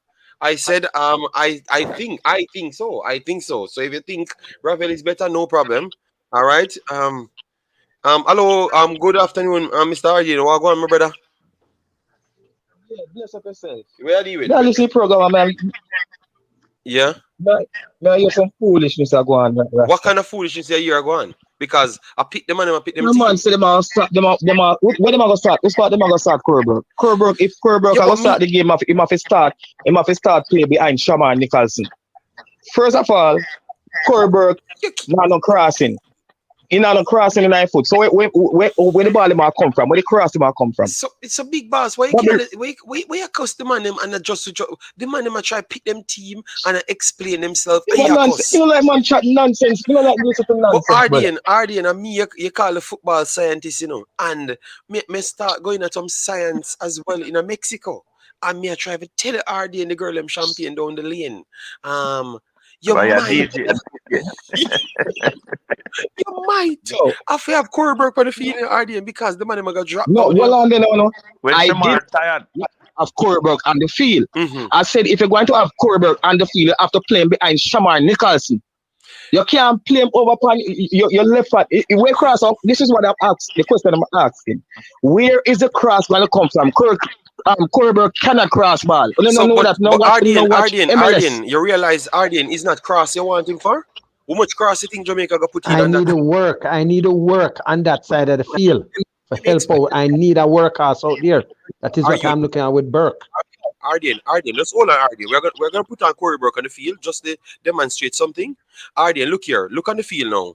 This is how it's going to set when they are counter-attacking, all right? And this is why we want Ravel to be the one swiveling, all right? They're going to close it like this. Daniel Johnson will come in with Ravel, and this is where Corbrook will be, all right? Leigh and Bailey might drop back to cover space, and Shamar might drop deeper. Corbrook is going to be the one running in this space, the entire space here. My brother, it's not about him crossing nothing, because we are not going to be crossing no ball. Okay, all right. Run him up to run. We want him to run, get in position. DJ, you could have shifted and you can't shift no more. You hear me, I say, brother? You hear me? All right. The last time I see Corbrook in a match, he might run up and down the field, yes, but where ball him go? Which direction the ball him go? He might run up and down, yes, but which direction the ball him go? All right. Listen to me, brother. Me not busy what you want to say. You can't have in a club football, I talk about in our benching. And you know why them agree with them? Because a lot of them people don't want to Bobby Reid. So Ardian, but you know my ball Ardian. You know Bobby Reid and me advocate for them ball here, brother. So me not need upon that. But let's look at the situation, the amount of new players we play and what we are trying to achieve because they're knockout. So we never use no feelings. Because be honest, you know, if I me start Bobby Reid over Leigh and Bailey, you know, out wide, you know. That's the No. Because me start him out wide over Leigh and Bailey because he give me more. The two things where Bobby Reid have over Leigh and Bailey is more energetic performances and better crossing. Bobby Reid will kill you with range crossing, something that we might need in the game because we're not going to get in a perfect position but we are within a cross. Bobby Reid will cross in the English Premier League. You understand me? JD, let me tell you something. You know, say in Azteca, we're not going to run up and down, you know, brother. So we're going to need crosses and Shaman Nicholson is tall. So you have to have somebody for sending the crosses, and Shaman Nichols is a good header. You understand? So you have to have, you have to have Bailey and Bobby Reap on the field. I want to make another blunder in a defense. We're not going to talk about King because Ethan Pinnock is here. Ethan Pinnock is not here to babysit anybody. You don't go in the Azteca and go babysit. All right. You hear me? Yeah, you're not going to Azteca to go babysit, brother. Okay, boss. Okay. Trust me. All right, boss.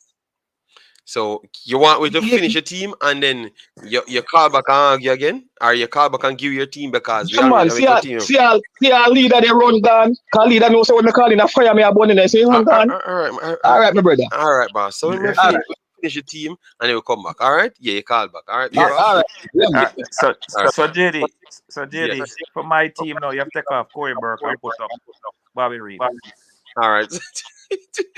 So the man are cussing, and the man realize that 3 people talk away. I tried to come to something, and the man are cussing, yo, already in a ramp, man. Damn, man. All right. So on up top, you're going with Shamar. Yes. Yeah. All right. So let me just close this team right now. So hope Arden can see it.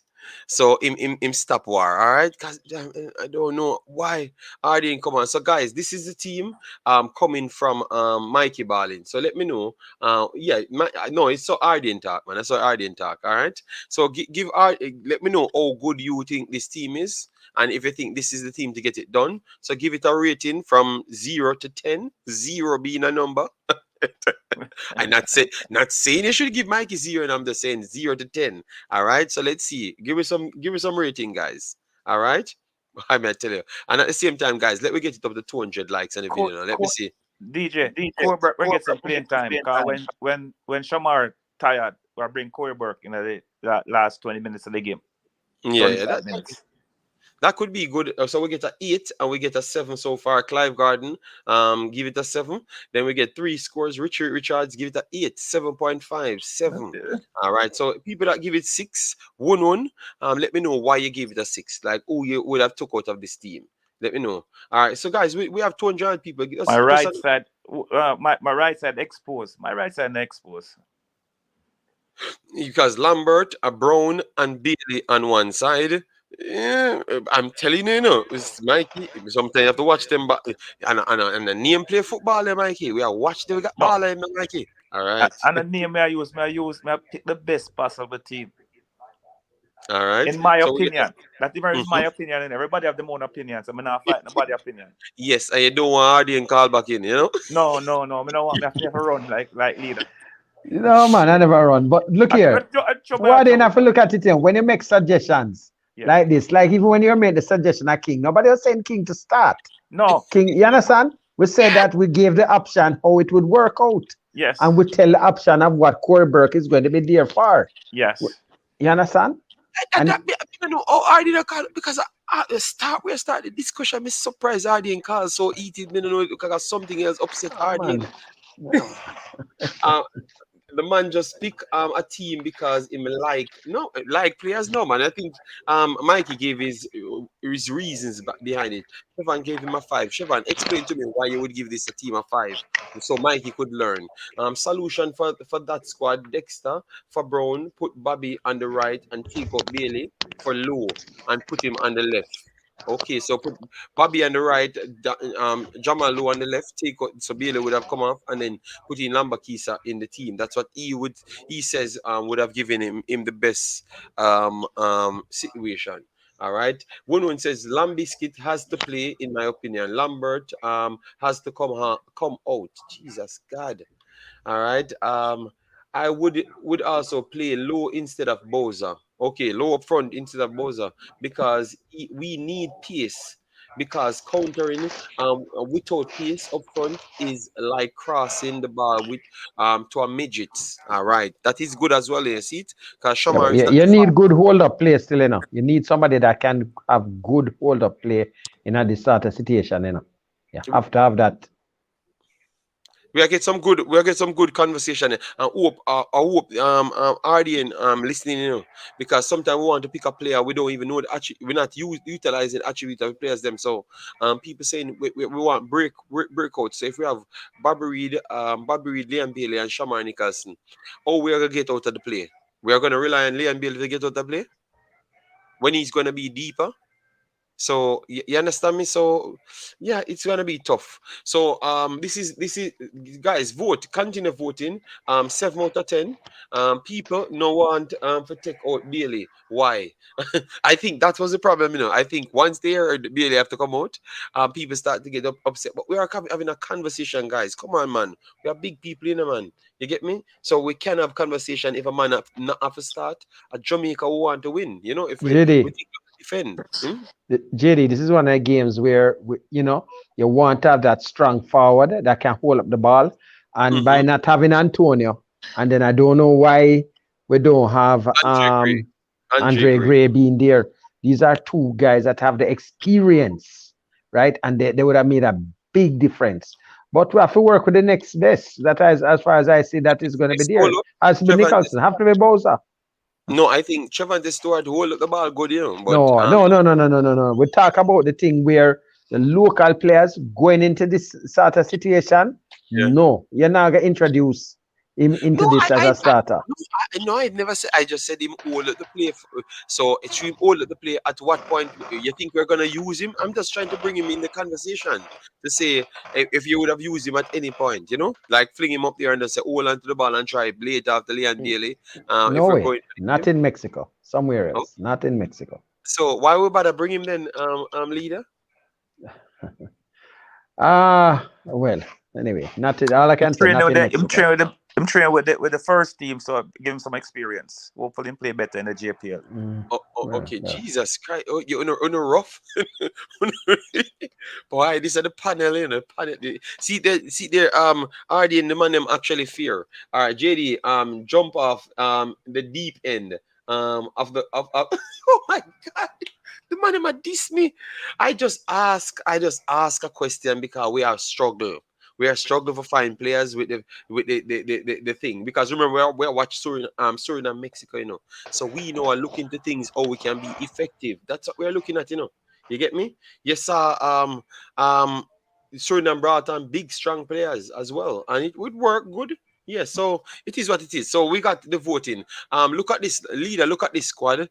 Look these players and tell me who you would have changed out. And let me finish here and we can vote for the people.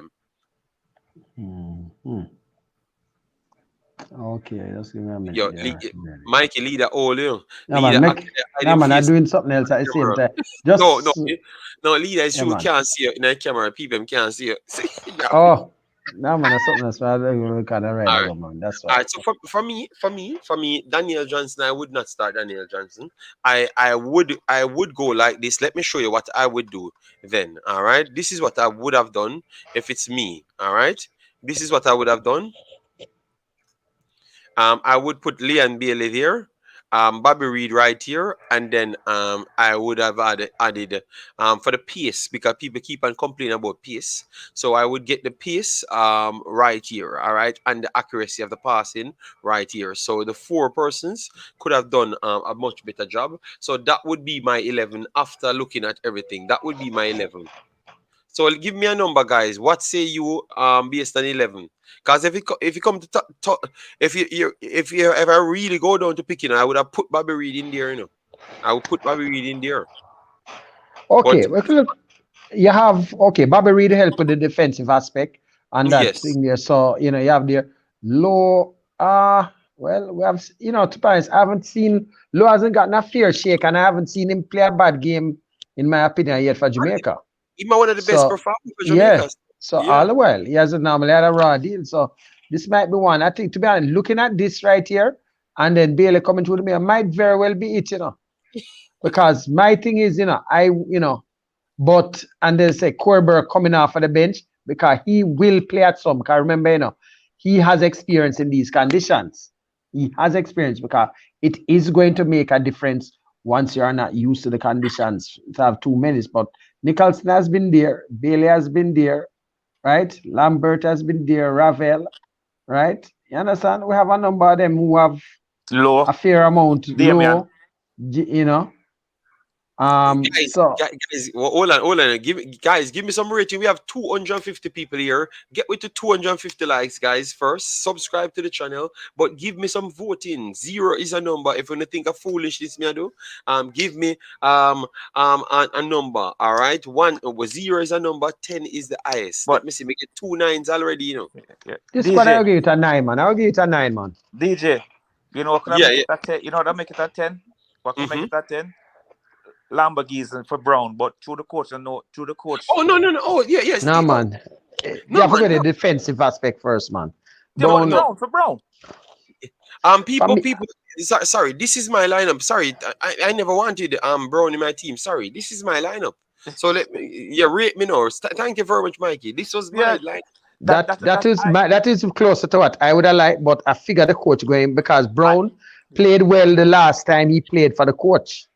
So I don't know if the coach going to go with that or make a change. You understand? Because coaches like to stick with something that unless him fail, him don't fail yet. Unless him not produce in practice. Oh no, watching that I know mommy I get no can't see I show my channel, but me think me make sense with everyone and move them. Mikey, we just see out for the analysis, man, Mikey. Yeah, but you know that's how Bailey play for Villa and play behind the YM name. Yeah, him have to go behind the striker because the strength him not have the strength for go back on. The centre back them, so him have to drop off. Yeah, man. All right, so people, you need like button when you see some in there waste time. We know all to play them. All right. Could we play in his position when play for Fulham? Okay. Umzo always have a final problem. Ravel is the only questionable pick, JD. But I told you the reason. Remember, we're gonna be pressed in, and we want people can come out in transition with speed. Bobby Reid might not come out with the speed as what we want, but he have the accuracy in the whipping crosses. All right, and Shamar Nicholson after just come 3/4 away, if not the halfway line, so he can pick up faster than Bailey them and others. So that's why I did it. Shamar Bowser have a lot of pressure upon him in this game too, because him can score only 1 out of 4, but we score 3 out of 4. All right, I will some food pagan. I don't know, maybe Jamaican people alone say that, but worldwide, our Concacaf them say I made the Concacaf king, so I don't know. But I think Jay, I must say that team look better than mine. Yeah, man. You have to give me credit, man. This team, I may help you still, so you have to give me credit though. No, you know, me never want you put Brown in the team, and me never want. Let me take a picture, cause you see if this come up, remember me tell you, I think at this are the team. Hallgrimsson, JD Grimston, I tell you, said this are the team. Go out there and win it. Me I tell you, all right. Yeah, man. The only position on this team that I feel kind of shake is a goalkeeper position, but we do have the number 1, so we have to go. You don't have no choice. But you know, we're disrespecting weight kicking, and come on here. I thought about shot blocking. No, man. What we talking about? Big boss, weight. Me I tell you, if I never weight, a 510 we pick up in a Cameroon game. The man good, Mikey. The man good, brother. Me I tell you, say, wait, at the first game, me see a film, Mikey, and the man convinced me. Me say, but brother, better Andre Blake. Look here, JD, a lot of people don't know the history of weight, A lot of people think weight was like it's a foreign player. Weight was part of that team that almost qualified with Alex Marshall, and right after that series, he was offered a spot in Philadelphia Union. So he has come right through the Philadelphia Union system and went in the college system. So he has a lot of experience as a goalkeeper. Tremendous amount. Oh, so he was a member of the under-20 team then? No, actually the last time he played was under 17 with the Marshall. That team that just missed out by a penalty, right? To go to the World Cup. And he played for Jamaica College, I think, to Manning Cup. Just that time, he never played much schoolboy football at all. He just moved straight. One second, leader. Thanks very much for the super chat, Charles Brown. Massive respect, guys. Please do get the like up. If you want to support the channel, please do drop a super chat or become a member. The link is in the chat to become the member. Persons that ask early, please do so. All right, let me take the phone call. All right, we have Pastor on the line. Hopefully his mic is working because the people them don't want go. Yeah. Oh, it's Siobhan. Siobhan, how are you doing, my brother? Yeah, critique my side. Say, call for us, war with me, like we're always doing a life. So why you couldn't just pick your side? Mikey, the man call you and say him call for critique my side. No, if you pick team side. him can't just pick him side. I just meet them for war with it. I feel like say some man no feel good if them get up and them worry me every day in the Mikey. Them just make up a story on me and just worry. JD. You never hear me say I want war really over your side, brother. I say I want critique your side. Friends help war, friends. that sound like war. Yeah, that me I wonder if him say you use the word critique. All right. So JD, the one of the biggest issue I have, I know your defensive midfield. I Lambert and Ravel, that does smell trouble to me. I've gave you statistical proof what Lambert did in the games before, and if it weren't for Lambert, we would have been in a worse position because we might would have lost the game in Suriname. And he made some crucial tackles in the national stadium when we were under pressure by Suriname as well. But you guys, go back. The game is there, go back. And why you not worry with me when me sending you go back feet, And who is the person who is going to do the tackles? There's nobody else really in that as a midfielder. Who is there that going to do the tackling? Yeah, good question. Phillips, I'm breaking up the play. Yeah, man, Phillips, you're going to bring in. We're going to put in Phillips in our team. Because I must that him going to tell me because I don't know who else are going to make the tackles them. Bro, there's no way somebody can pick a 10 out of 10.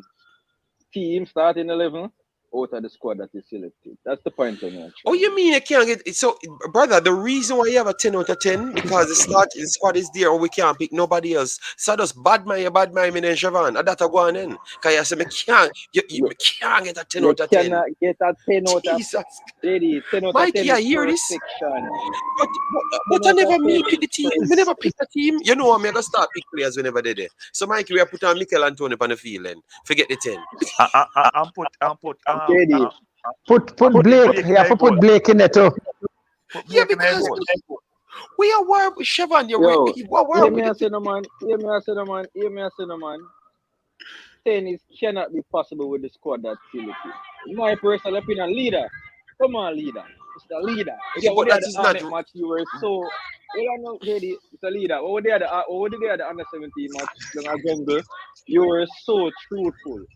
Look at this squad. You think you can get a perfect starting 11 out of this squad? No, you can't get a perfect starting 11 because you have to look at who you have to work with. You have to work with who is there now. God. You can't get 10 out of 10. You have to work with who is there. You have to work with who is there. So, all right. So Nakir, what we do, Nakir are great to assess things. We should not forget the 10. So, tell the people, when you can't give him a 10 because Siobhan upset. No, man. Him get a high mark from picking from who is available. It's from who is available. But the leader, we know, but we don't know why him a cuss about because we don't know why him can't understand what we are saying. Because that are just the facts. All right, JD. All right. So, I call it what I call about. It's based off the Trinidad game. I don't believe Ravel playing there. I don't think he can work based off the Trinidad game. I haven't seen him since, but just based off the Trinidad game, I think if I have Ravel there, with how swift the Mexicans move, how crafty they are, I think it would be a problem. I'm not going to lie. So who would you switch it for? Who would you switch it for? Honestly, I have no idea, JD. Okay. So you know what, go on, Siobhan? Go and go lay down. Because that's a problem. You call and a be trouble arguing for 5 minutes. No. JD, I know where you can put there. Who? No idea. Siobhan, you cannot call a big bad program and you come over and tell us say you don't know who to put there. We have Phillips, it could put in the position. We have John Russell that we just brought in the position. Those are the two other guys we can put in the position. Say let's pick a player over him. No, JD, no idea. All right. If I am going to choose somebody, I am going to choose John Russell over. This is still like how you say you want Lambert, who is the tackler. Get a Russell there who can advance the ball in a speedier move because Ravel move from the Trinidad game. That even say, brother? Hold on, JD, man. From the Trinidad game, I am a big fan of Ravel. I would want to see Ravel start attacking wise. But you see, the defensive part, he plays extremely slow, especially from the Trinidad game, I realized it. And that's one of the reasons why Trinidad outplayed us in the midfield. Okay. Ravel was extremely slow. Again, that's my opinion. But that's the only thing we dare say. That's the only issue we see with their side so far. Okay. Yeah, but they are cussing about Javian Brown, but we say make the correction. So, okay. Yeah. All right. Thank you very much, sir. Call back in later. All right. Yes. My goodness, man. All right, boss. Boy, the two calling when we get to the boy. The two calling when we get rough. The man must have beat me up like I don't know what I did. It's like it's a day for people to bad me up. People, we just have a little guys. Let me go to 250, man. Get the likes up, man. Thump up the like button, share it, and subscribe. So we have Pastor joining the queue. Pastor, what say you? Please turn on your mic. Hope you're not using no mic at all. Don't even use a mic. Just talk. And I think it will figure a way out for reach. All right. Good afternoon to the Imaxit family. Okay. JD. Yes, we're hearing you. You're hearing me? Yes, we're hearing you. I'm getting an echo. All right. Or are you getting an echo? All right. Let me take the call in. Let's make Jamaican gonna talk, and then we go back to you because I don't know why we're getting the echo. All right. So Jamaican gonna good afternoon. How are you doing, man? Yeah, man. Good afternoon, good evening, good night, good morning. Just a day to everyone. Yes. All of the people in the panelists and the people in the chat. See? So before we go any further, so JD, you can read out the squad again for me, please. Let me give you this. Oh, you want the start 11 or the squad itself? Yeah, your starting 11. My starting 11 is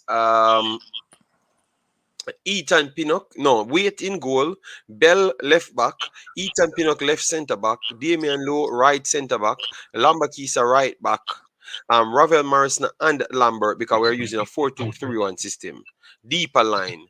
And then up front we have Jamal Lowe, Leigh Bailey as a cam, Bobby Reid as a right attacking midfielder, and Shamar Nicholson up front. Okay, all right. This are the changes that me would have made it my squad. Against Mexico, I would go 5 at the back, 2 in midfield, and 3 up front. The 5 I would change. So I would use basically the same personnel, but I would include Mariappa as a sweeper and put Damian Lowe on the right centre back. Put Rupert on the left centre back. Yeah. And the back will remain the same. That's an addition of Mariappa. And in the midfield now, I would say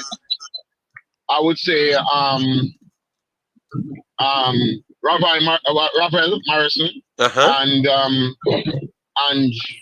yeah, I was thinking of the other player, the player, but I think he brought up an interesting point. So I think I'll put Lambert in there as a tackler. On the left side, I would put Bailey.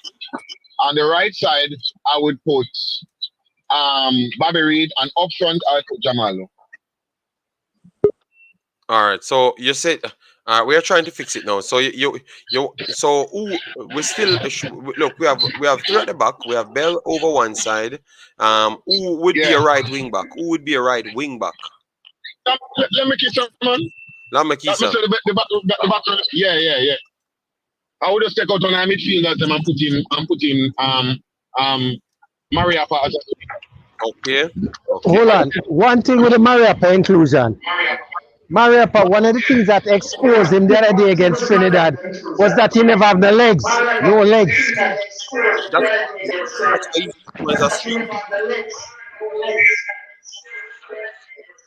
All right, we're having some feedback. I don't know where. Look, let me see if it's the pastor. Yeah, man, it's Pastor. It's Pastor. Pastor, close the secondary window, please. Big up yourself, Dexter's Lab. All you do, man, massive respect. Thanks for being here. All right, so what formation you said you use again? 5-5-2-3? Yeah. So Bobby Reid and Shaman Nichols up front? No, Bobby Reid on the right hand side and Leon Bailey on the left. Yes. And Jamalo up front. I wouldn't start Shaman Nichols. I think Jamalo is in better form. All right, so Jamalo, wow. What a squad. All right. I start Jamalo as my striker. And on the right, it will be Bobby Reid. On the left, it will be Bailey. The two midfielders them would be the box to box would be and the playmaker would be Ravel, and the tackler would be my youth there. They play the defensive midfielder. Yeah, man. No, we have it on the screen now. We have it on the screen now. We have it on the screen already. Yeah. See, okay, good. Yeah, you just and then left back would be off first, and then left centre back would be Pinnock. And then my boy play at sweeper. Really, I was saying that Mariapa his pace is troubling. Yeah, but remember, so when you play sweeper, your pace is not really the most important. Yes, that's what I told him. Maybe he's seen it now. It's not the most important thing, man. You just need to know where the ball goes. So the center, that's usually the experienced players play sweeper. And then on the right now, I would start low, of course, and then on the wing, going up wing back, I would play Lembisika. So this is just one change basically, two changes basically to your squad and the tweaking. All right, big boss. So, all right, then I'm gonna make the people vote and me chop off the line, and if anything, you come on. If me, yeah, but let me just free up the line, and then we can take the call in pan line, and then we chop up the thing. All right. If anything, we send a link. Yeah, man. Send me a link. Yeah, man. Yeah, send me a link. Yeah. All right. Yeah. All right. So that was Jamaican Guna. Right there. All right. So guys, give it a rating. But this is what Jamaican Guna said he would have gone with. All right. So, anyways, we have Pastor and we have Jason on the panel. All right. So we're gonna get to Pastor first because he was here a while now. Mikey Ball look like he flew out. So yeah, nonsense caller pace play a major part as a modern centre back, but he was using a sweeper. He was playing as, and he said he would not require, which I agree to some extent, that the sweeper he has enough pace to still be relevant and could have played the sweeper role. I thought one of his best way how he played was in a slight role like that, but still in a 4, but he dropped deeper and others work for him, yeah, because he's an advisor sometimes, and he's losing his legs because he's getting older. So give it some rating. We get some 8, some 4, some 8.5, some 6, or 6 from Kevin. So go ahead, Pastor. Pastor, what you want to add to sir? First thing, let me just give the rating, say Jamaica Guna squad, and then I will move to what was on the screen when I actually joined. I would give it a 7.5. What he said about Mariapa don't need to be the fastest or as fast as he used to be at this time playing sweeper role. As somebody who played pretty much most of my time playing as sweeper, if you're able to read the game, that is your best asset, and Mariapa does that. And you need Mariapa if you're going to start Damian Lowe. We don't want a red card in the first 25 minutes of the game. So I don't decry the squad that Guna has put out. A 7.5, yeah, if that's the squad. Now, if you could put back your squad on the screen, I wanted to make my first comment about that squad. Beginning with the We're in the final hour of the show. I'm not gonna do so much work. But now I go back to my squad. You better have a picture and work with my squad. I can't, but all right. Okay, sir. All right. Your squad that you have, I would lead off the conversation with a question. Has Mr. Russell acquired his passport? According to everybody, they said he's on the plane. I don't know how they know. they can know who is on the plane, especially if it is taken off at Norman Manley Airport. That is not going to suffice for my answer. Okay, so since you do not know, I'm going to work with the squad that you have there. I would have Lambert, if not have Russell. But I would give you an 8.5 because I didn't hear an explanation for starting Leon Bailey in a position that Daniel Johnson is presently killing the Premier League in. No, not the Premier League, the Championship, sir. The Championship in. So, because I didn't hear an explanation for that, I would give you an 8.5. Because if you're going to say, okay, you're gonna play Leon. No, I'm looking at the squad. I am looking at the squad, and I would select those very players. But here's my explanation. Yes. You don't even want me to talk. You say you give me 8.5 because you don't get the explanation. So why you not just ask the explanation? But you just want to give me 8.5. No, but you just tell me, say you know do so much work. So me I give you my explanation that I would use to start Bailey over DJ, the same 11 that you have, because the only thing I would have changed in that 11 that you put out there, it looked like we don't talk often enough for us to be coming up with the same 11. I don't know what the hell is happening, JD. But the only person I would change in your 11 would be DJ for Leon Bailey, where you have Leon Bailey center. But if I'm going to start Leon Bailey center behind Bowser, there's, well, no, that doesn't sound right. Playing along with Bowser, I would give him instructions that I need for him to become a presence for Ravel to have a pass and literally go at the defense. So he has to be given that kind of a instruction that your role is to create havoc. That first line of defense for our team, which we will need in Azteca, be that first line of defense. So he will have to start. We know we will get that work from Bobby Reid. We will get that that from Jamal Lowe to a lesser extent. But I think Leon needs to be told that you are the defender. So other than that, I will hear your explanation and then adjust my my grade. Oh, before you go, JD, the person that came on and said that you cannot give somebody a perfect score. I hope that man has nothing to do with the education of nobody on planet Earth. That man is a terrorist to the education system. All right, Pastor. We don't have to go in our war board part there. Jason, come in so we can get back. Jason, finish up your point, Jason, because you had a point. Guys, just smash the like. Boy, Pastor, I'm going to say, at the first time ever here, you know, war with a soul, but you had to war with somebody, right? I was not warring. I'm just saying the man came and made a statement that you cannot get a perfect score. Yeah, but I tried to explain to him. Yes, but Chevron does want. Chevron always fight with me. I think Chevron dreaming sometime and fighting with me. I don't know how it's possible, but I don't know what I did to this man. Yeah, but he's just always fighting with me. So just leave Chevron alone. Yeah, continue, Jason.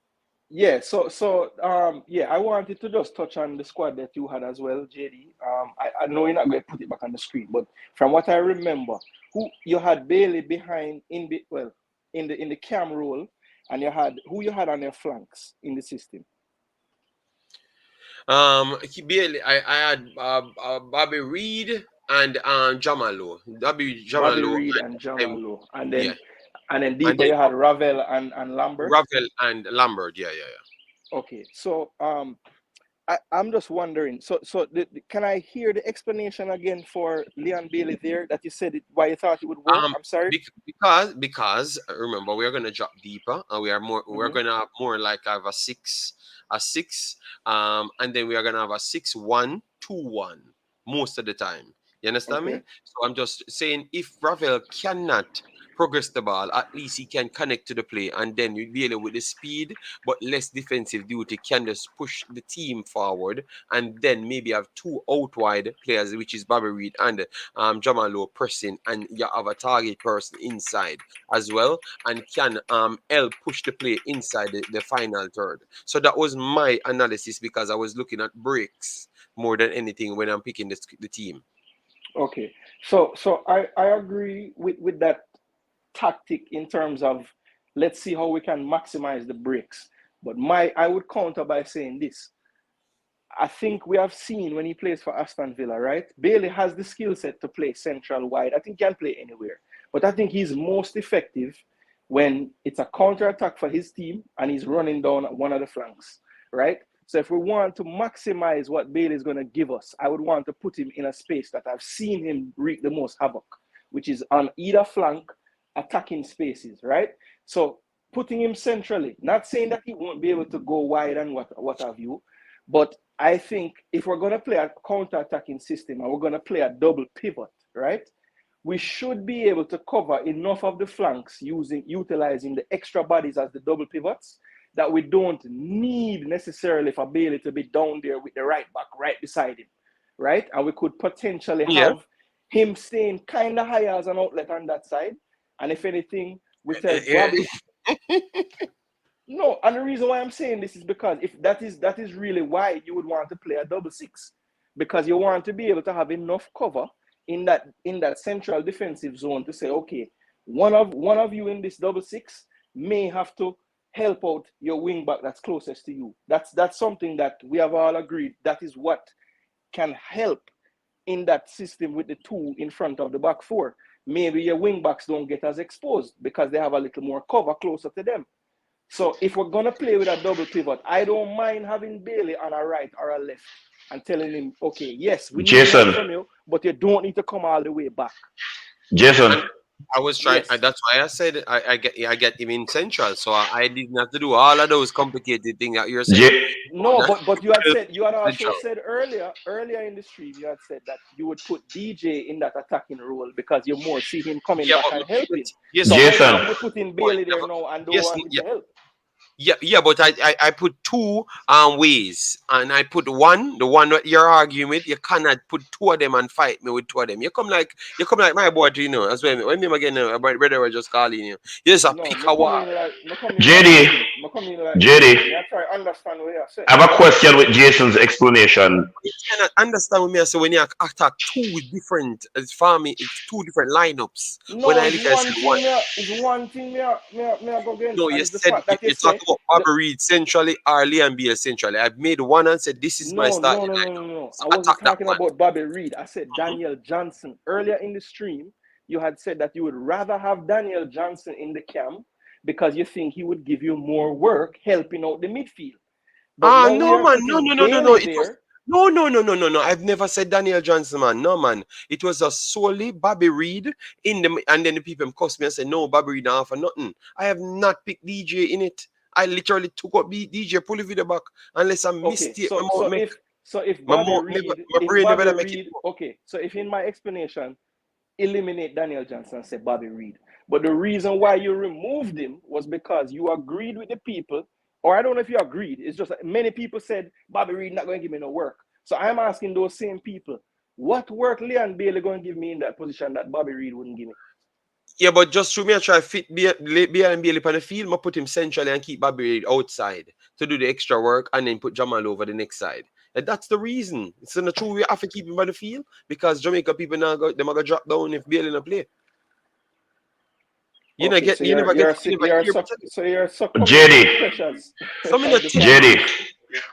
I have a question. Hold on. Let me deal with one person first, then me deal. Because I don't know why everybody attacked on me. Why Jason never come up and just pick him damn team, make the people criticize him. Same thing, same reason what Pastor give. You say no, do no more work. So me not tell you to change the team. Me never say me not pick no team for Uno. Me say me not go back to my team. Okay. Well, yeah, I will put my team on the screen. I am not. Yes, man, no problem, sir. That's fine. All right. That's fine. But Pastor, they are succumb to pressure. And yes, I had a question. Jason. Yes. Pastor, remember leader there too, so everybody there, so we have to keep it as a show, Yes, but you are the moderator, not me. But you are back and forward and get back in a leader there once a point for 20 minutes. So Jason just finish up a point. So I listened to leader talking for half an hour before I joined the program. Blake, brother, yes, leader said a lot. Right, leader? But Pastor, you have to say the name right. Yeah, man, but Pastor, it look like, boy, you know what I'm talking? No. Let me just, Jason, yes. with your question of Leigh Bailey over Bobby Reid on the right and in the center, the Bobby Reid in the championship has been doing a lot of running, even so playing right back. I would ask you this question. What would better serve the team if you have a young Lembisika at right back and have a Bobby Reid who is known to play, to synchronize with his wing back that Bailey doesn't give you? So if I'm going to sacrifice any player, I wouldn't want to sacrifice my young wing back. What you think about that? Because Bailey's not going to give any cover to Lembisika. Yes, and I remotely close to what Bobby Reid will give him. Yes, and I agree with that totally. No madman would tell you that Bobby Reid wouldn't give more help than Bailey to their wing back. My thing to combat that was the double pivot needs to know that on that side of the field, one of them need to pay close attention to that channel there, because at the end of the day, whenever we do happen to win the ball, what tends to happen to us in Mexico is there's no help for the person that's up front. And I am saying we have to have some kind of balls to say, okay, Shamar, yes, you're up there. One of these flank players need to be closer to you when we win the ball. And I would make Bailey be that luxury player on that side of the field. And then, in essence, the midfielders now shade a little bit to the right, and we put a little more less emphasis on the side with Pinnock and Bell, and we shade the midfield to the right side to give the cover to Javier or Lembisika, whoever it is. Because I think both of them will need cover, regardless of if it's Javier or Lembisika. They would need more cover than Bell's side. Okay, all right. So Jason, give your squad. We'll just chop up your squad fast, so we can actually criticize you now, because you're always trying to find a way to get away. Yes, no problem. Me not above it. That's fine. Okay. Yes. So in goal, I would start with. Yes. After that, no, I would say Pinnock and Damian Lowe, Amari'i Bell left back. I would start Lembisika at right back as well. My double pivot would be Lambert and Russell, and I want Russell on the left side of that pivot. Yes, sir. All right, in the cam space, I'm going to start Ravel. I'm going to play Bobby Reid on the left. I'm going to play Leigh Bailey on the right. And up front, I am going to start Jamal Lowe. Jamal Lowe, okay, wow. But I wonder if him change his squad for getting more ratings. All right, so guys, give Mr. Jason Guna, because it is the one, Jason Guna, some rating, because this is the squad that he said he wanted. Because I got to be a 10s, so man have to start coming and fight against me not getting 10s, Yes. No, I was one of the ones that gave you an 8. I did take off a few marks, but All right, so Sean, what you and Sean have? Sean give you a 0. All right, JD, I am going to ask him the same question I asked you. No, I'm just giving the grade for the squad. Are you in possession of the information that John Russell has his passport? Pastor. And if your answer is no, keep going down this road, Pastor. No. Good. Then if you do not know, you have given us a squad to play Mexico with 10 men. And so I will grade you very meticulously in keeping with the fact that we're playing in the Azteca and we have gotten a red card in the first few seconds of the game.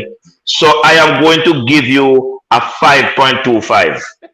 All right, Pastor. Thank you very much, Pastor. Jesus God. You are one of a kind in the whole world, I swear. Jerry, many. Yeah, leader, we are here. Let me say something quick before Pastor going. Hello? Yes, Jerry. Yes, yeah, question. Pastor is on or is gone? Yeah, he's here, man. He's here. Pastor? Oh, okay. One quick question. I hear him advocate and keep asking this thing with John Russell, the passport. For me, you know, that is not my issue, you know.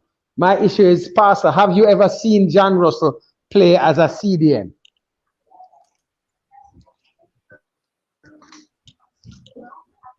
I don't hear him or nothing. Leader, I am answering you. Since the bringing in of John Russell to Jamaica, I have looked at a few clips of John Russell, and to tell you the truth, he is progressing so far forward a lot of the times in the clips that I have seen. I'm not sure if he was given the role as a CDM. Okay. The fact that in those clips, hold on. Right? Let me answer. The fact that in those clips, right? He does make a lot of tackles that I have seen. Pick up this. All right, Pastor, the chatter said, please turn it down. Yeah, Pastor.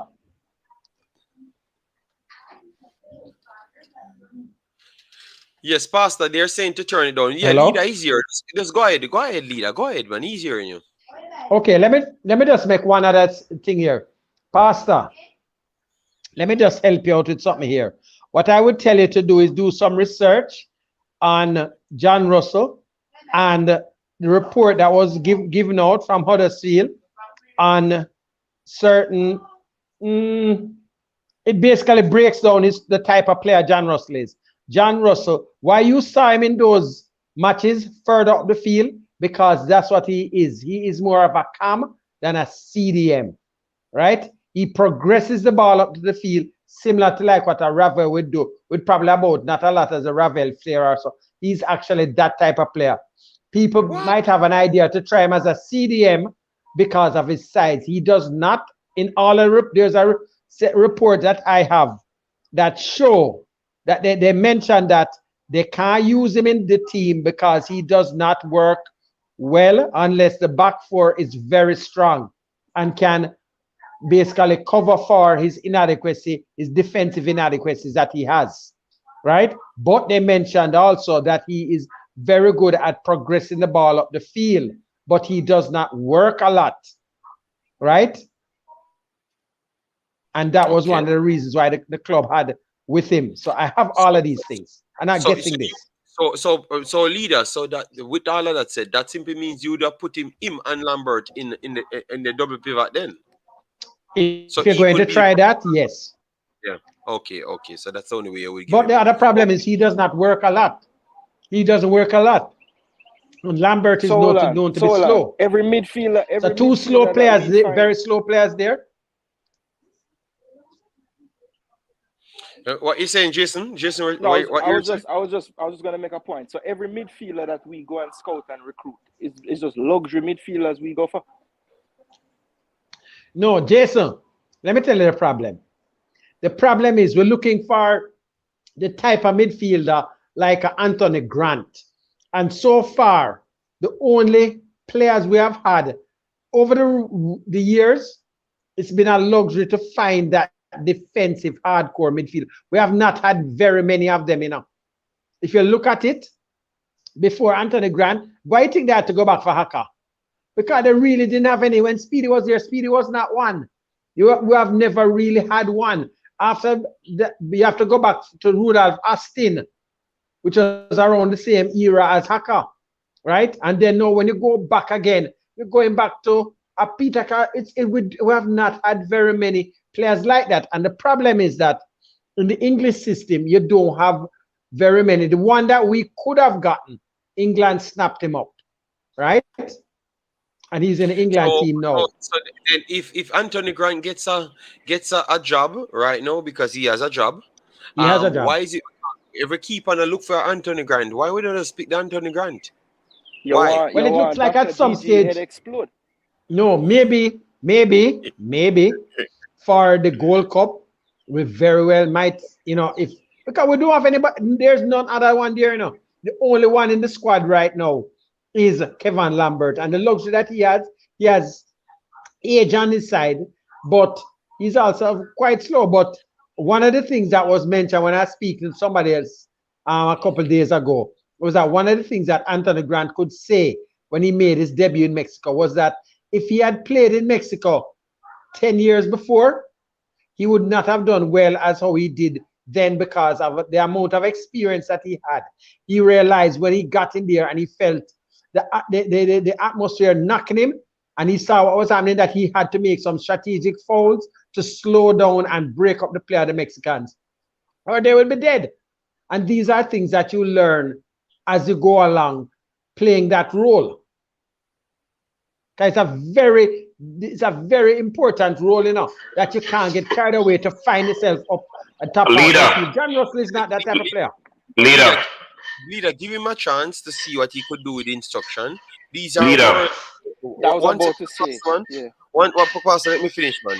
Mute your mic, Pastor, because pattern plate, I don't know what cook in the house right now at them time of night here. Even a night for me. But anyways, I'm saying give him a time, because these guys are trained at the highest level in the world. He's coming from a Chelsea background. They have learned football to a different level. I thought I heard him spoke, and he said it was tough to transition down to the lower leagues because he's used to passing football and moving, and then now it's more of a physical battle. So if we have more cohesion in our team and we are going to the passing team, because I feel like if you take him and put him on a Suriname team, he will fit in the team, because that's what they used to in the Premier League, more of a passing style team. And so give him a chance, because maybe Jamaica trying to go to a more passing style team and more relaxed than the League One and 0. So but hold on.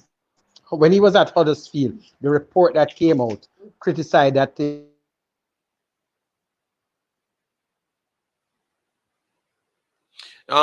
Leader, you drop out. You drop didn't out. have that luxury. Oh, you're back now. You're back now. What you said now? We never heard nothing what you said. Yeah, hello? Leader. Yeah, I said the report basically noted that. Yeah, man, we're hearing now. Yeah, hello? With all of those positives that he had, they could not afford the luxury of having that type of player in the squad, because they needed a player that could basically do work, right? Because the report, I don't know if I had sent it to you, JD, right? Basically mentioned that the player, although technically very good, he had certain inadequacies that did not suit him for that role. All right, we're going to bring up John Russell now, because people complaining that you said John Russell is slow. What about you seeing him after him coming back from injury? Because I saw him, and he's a good mobile player, Because remember, that is the thing. He wasn't slow in the clips I saw either. Yeah, that is the thing, JD, that I was gonna say. JD, the report. Did I send you the report? Did I send the report to you? But remember, Leader, I watched the player myself, and he's not a slow player. But I'm saying, if a player coming back from injury, you can tend to move slower. So we didn't say he was JD. We didn't say he was slow. We said the player. The report basically said the player didn't work hard.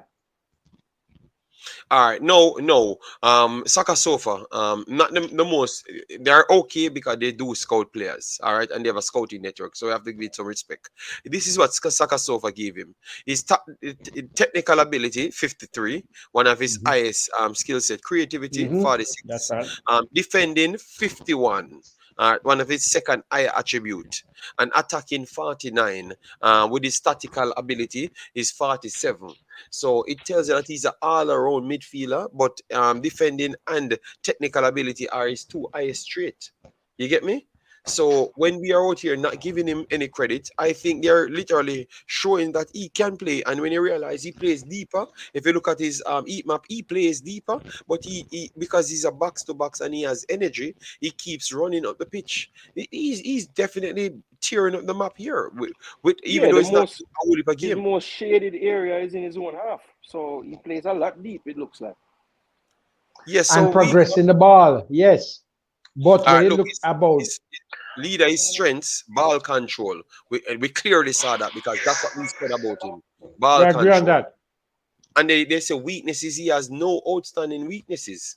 So because his match is when you look at their analysis of the player, he has a rounded figure of like 45 of every one of the attributes them right around. So that shows that he's more of a complete midfielder at a lower level. So he just need to raise up that 45 up to a 60 or 70, and then he can be a capable midfielder in the top tier. But he has learned well, but he maybe not put it out on the tape. Yeah. JD,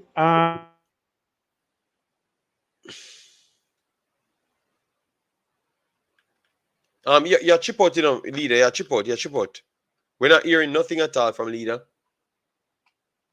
JD, while leader gets his system together, isn't Grant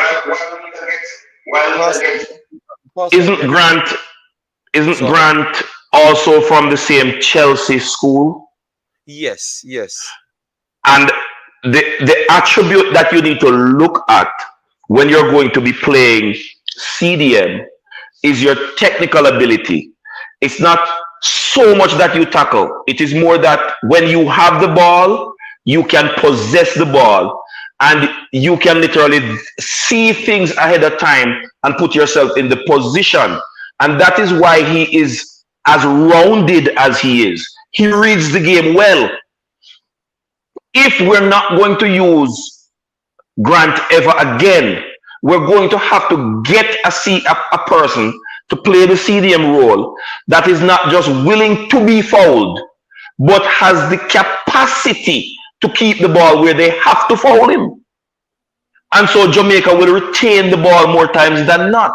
CDM is not just like Rudolph Austin, who was a brute. There are CDMs that are able to keep the ball where you can't take the ball off him, which is the case with Russell. You don't take the ball off him very easily. He's good at ground duels. He's good in the air. And he becomes like a one who will side the one house when you must go around him. You have to foul him. Yep, yeah, man. Pastor, that is an excellent point, because what I was going to say to leader just now, because he was mentioning, Grant knew when to foul people to stop the play. If you analyze his performance in Mexico, Grant didn't do a lot of fouling, He had 1 foul and 2 tackles in the entire game. What he did, what brought up was, when he won the ball, he did not lose possession. Whether he played it to someone else or he drew 5 fouls in that match, calming down the play, giving us a time to rest and get our breath back in the Azteca. Those were the things that Grant did more than any other CDM I've seen us play. So it's not about him being 35 or 50 years old. He wasn't running up and down the field tackling people. Experience. He just knew where to be. Yes, he knew where to be. And when he had the ball, he did not give it to the other team. He was either fouled or he kept possession. If John Russell can do that for me, and be more mobile than Grant, I think he can do it. He's faster than Grant. He's bigger than Grant. He's stronger than Grant. He's a better passer than Grant. JD. I think he's controlling is better than Grant as well too. It's just that technically he's better than Grant. Yes, but Grant is better as a tackler. I sent something to you a while, JD. Yes, I know what you sent to me. I'm going to look at it. Let me discuss this. Red Crossing said 45 is below average, but Red Crossing, that's 45 on world football level. Concacaf is about 65 at max in the world level.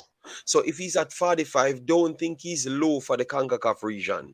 If he goes in a lot of teams, he's going to be a big baller in a lot of teams, if not a big baller here as well. All right, so don't just jump him through. It shows 45 here. He's a good player to bring in, believe me. All right. So let me continue. So one of you guys were saying something, because I'm going to look at leader things. Don't bring them up on the screen though, JD. No, I don't need to bring him on the screen. I know what you're just saying. telling you. Yeah, man. Leader, remember, I go and watch the players them for myself, write down every single things from the players them. And to be honest, I would not say Grant is a good disruptor of the play, but the guy is an overall better player than Grant. No, today. You understand me? But maybe he's not a better CDM to just sit than Grant, but he offers more than that. So I think he's a good addition to the team, and he could learn in that CDM role. So I think he has a higher upside than Grant because he offers more than one positions and still could fill the CDM role. So it's a good start, you know?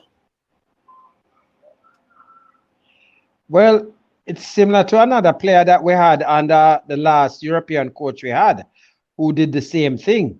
Michael Hector. He was brought in at about the same age, also out of the Chelsea Academy, and he was groomed for that role as a CDM, you know. And he had played and he did fairly well. But we have forgotten all about Hector. And to be honest, with the amount of experience that he has had for us now, I would actually recall Hector.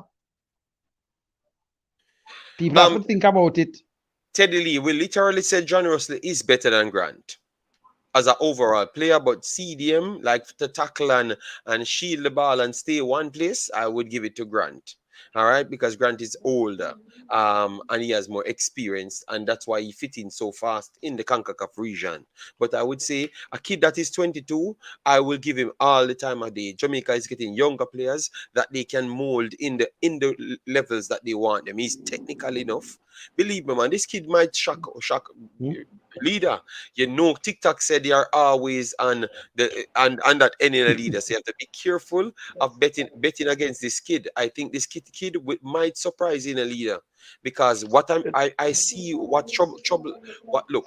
Let me go back to Suriname. We like to use Suriname as the ticket to break down things, because they are the one bringing in so much technical players. All of Suriname bigger players, you realize they come in and fit in just the same fast enough. Jason, it's the smaller players them, you know, take a little tougher time to fit in, you know. And Russell coming in from the physical side with the technical ability.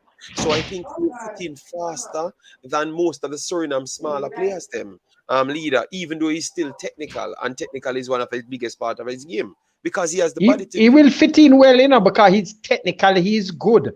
But you have to look at, if you are looking at playing him as CDM, that's the only problem I have. I would play him beside a CDM, because he will be excellent at his age, and he has all of those things that basically we're going to need going forward.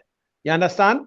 But in the immediate, he's going to make an impact in this thing there, you know, with that size and so on. That's the same thing Hector brought, you know, to the team.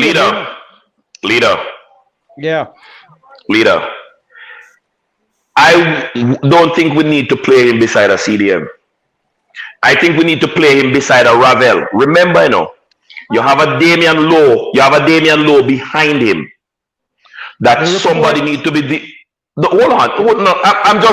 I'm just saying something. It will add a little credence to your Hector analogy and a little bit of support to your point.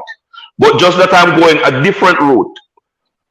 If you play him as the CDM, you will have a Ravel beside him who showed us in the Trinidad game that he commands the respect of the defense line in Jamaica, where when Ravel came on, he literally went between the two center backs and demanded that they give him the ball.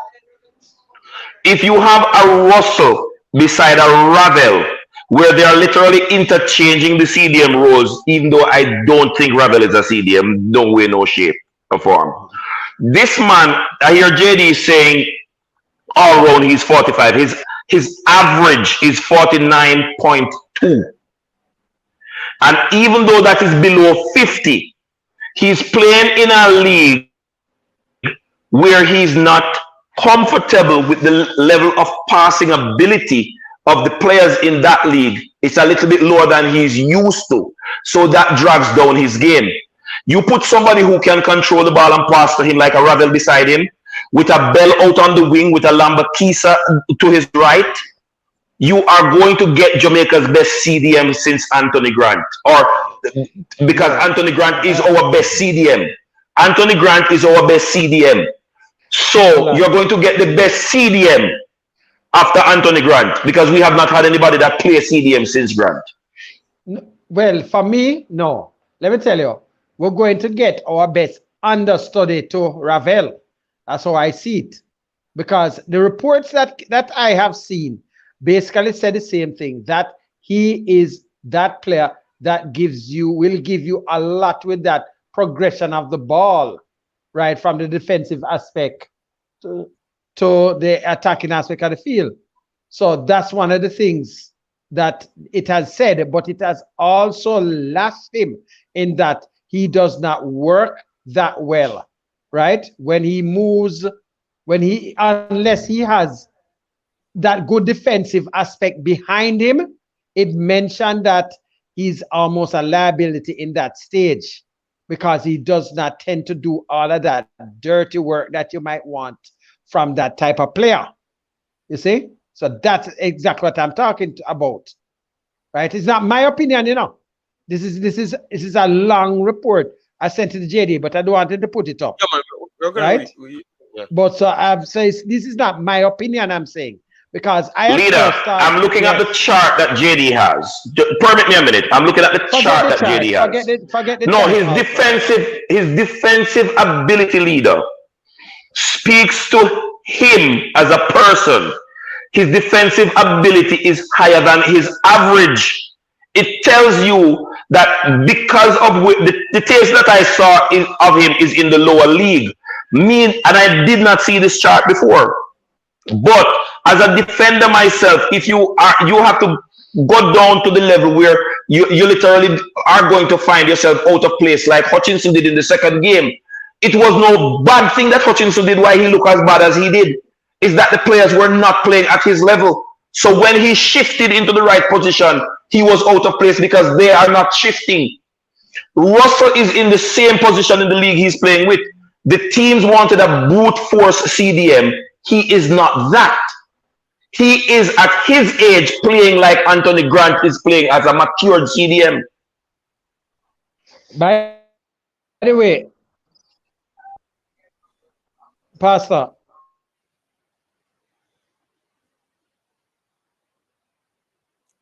Yeah, Pastor, just mute your mic, man. That's a... But JD, go on the stats. Okay. But guys, we should not be discussing this now. So let me move on to prediction, because we have guys, please do smash the like button, get us up to 250, because we gave you even more time.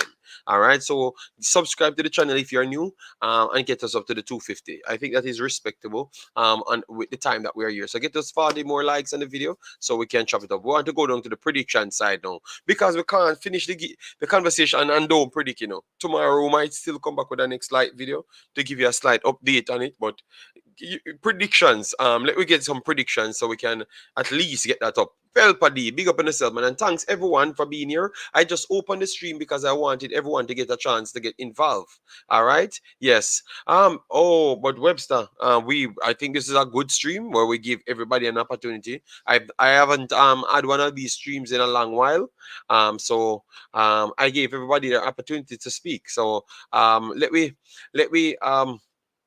get some predictions in. So Pastor, no, Jason. Yo. What is your prediction in this game? What are you seeing for the entire game? Like, based on your analysis and everything, knowing that the 12 players coming back for Suriname, Mexico. I haven't built a Mexican squad yet. That's something that I might have to do in the next. Yeah, we might have to forward tomorrow and do that. But yeah, as far as the prediction for the game, look, the thing that I'm hoping is, one thing I noticed from the Suriname game, the coach is a new coach, right? And I know the squad was a bit changed in the first half or in the game, but you could see there was a bit of apprehension on the side of the Mexican players. I know part of that was brought on by the Surinamese and how they approached the game, but I think there was a little bit of a feeling out period. So I am hoping that, due to the fact that this is a new 11 more than likely going to start against us, there will be a similar period in the start of the game where they're kind of feeling it out and trying to figure things out. And I'm hoping that we come out and try to attack them early in the game. Now, if we can't get a goal in that first early period, then I hope that we can then manage the game until halftime.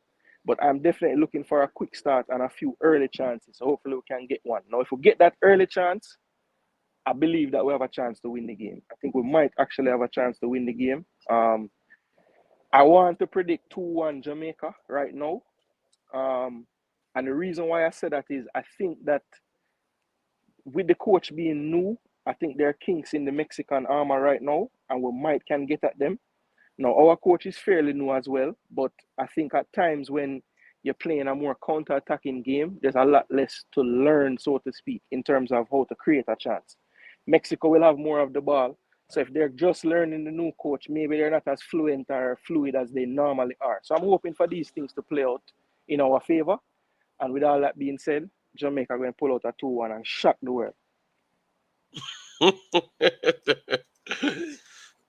I think you got bullied, you know, in that prediction. But I will. I gave my reasons. Huh? I gave my reasons. You know, I didn't just come out and say a scoreline. I think it can play out that way, just due to the lack of familiarity with the coach, and also we have to remember, you know, the fact that fans gonna be there is a good thing for Mexico, but it could be a bad thing because remember, JD, we were talking about how the fans feel right now, and they think that the World Cup was a failure. They believe that in that group with Argentina and Poland, Mexico was the second best team they should have gone through. So if Jamaica can come out and get a goal early and make the fans kind of change them tune and start to whistle and do these things, the fact that they have fans could work against them because the crowd waiting to boil up and get upset, you know, because they're still upset from the World Cup. So we have some things can maybe take advantage of. We just need to put away the chance. Them okay, so you're saying your prediction is based on the first goal, basically. Then, so yeah, I mean, yes. Look, if we get the first goal, I think we have a chance to win the game for sure. Okay, sure. So Tyrell says 2-0. We're gonna get past the in. We need to score too early. Pressed then all. Delano, how you doing, man? Hope all is well with you and the family, man. Thanks very much for passing through. 1-0 Jamaica. 1-0 Jamaica. US 1-0 5 minutes in. So, it starts already? Yeah, you don't even have to give a US results. Man. You know, US has a beat down those teams, you know. Jamaica 2, Mexico 1. All right.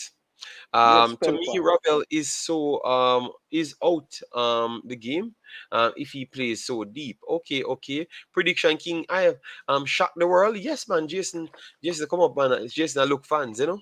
He said shock the world. No, I get fans and people when I like me, no. Both things.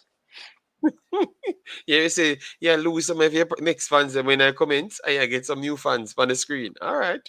As I go, you keep on flipping over.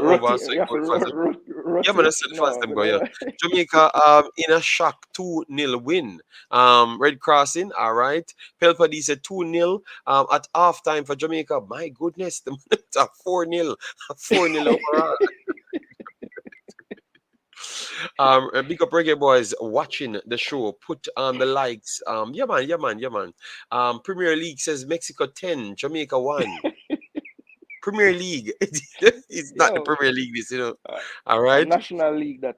Yeah, a 1-1 Jero says that won't be good. But if them get a draw, believe me, even if them lose the game and they play that we learn something from the game, I am still okay. Because remember, they would still be going to the World Cup without have to play an additional game. Yeah, the Gold Cup, I should say, without have to play an additional game. So it's still a positive tournament with all of those crises. And that's what I've said for the entire week. I am not running to bash no coach or nothing. I have not even just around 3-4 months. No, around 3-4 months. I'm not even in that mood. I'm literally saying I'm supporting the coach. It surprised me. Others think separate. You know, like people giving them numbers of these, and you know, I'm not into that. Yeah, man. I mean, look, it's the way our football work.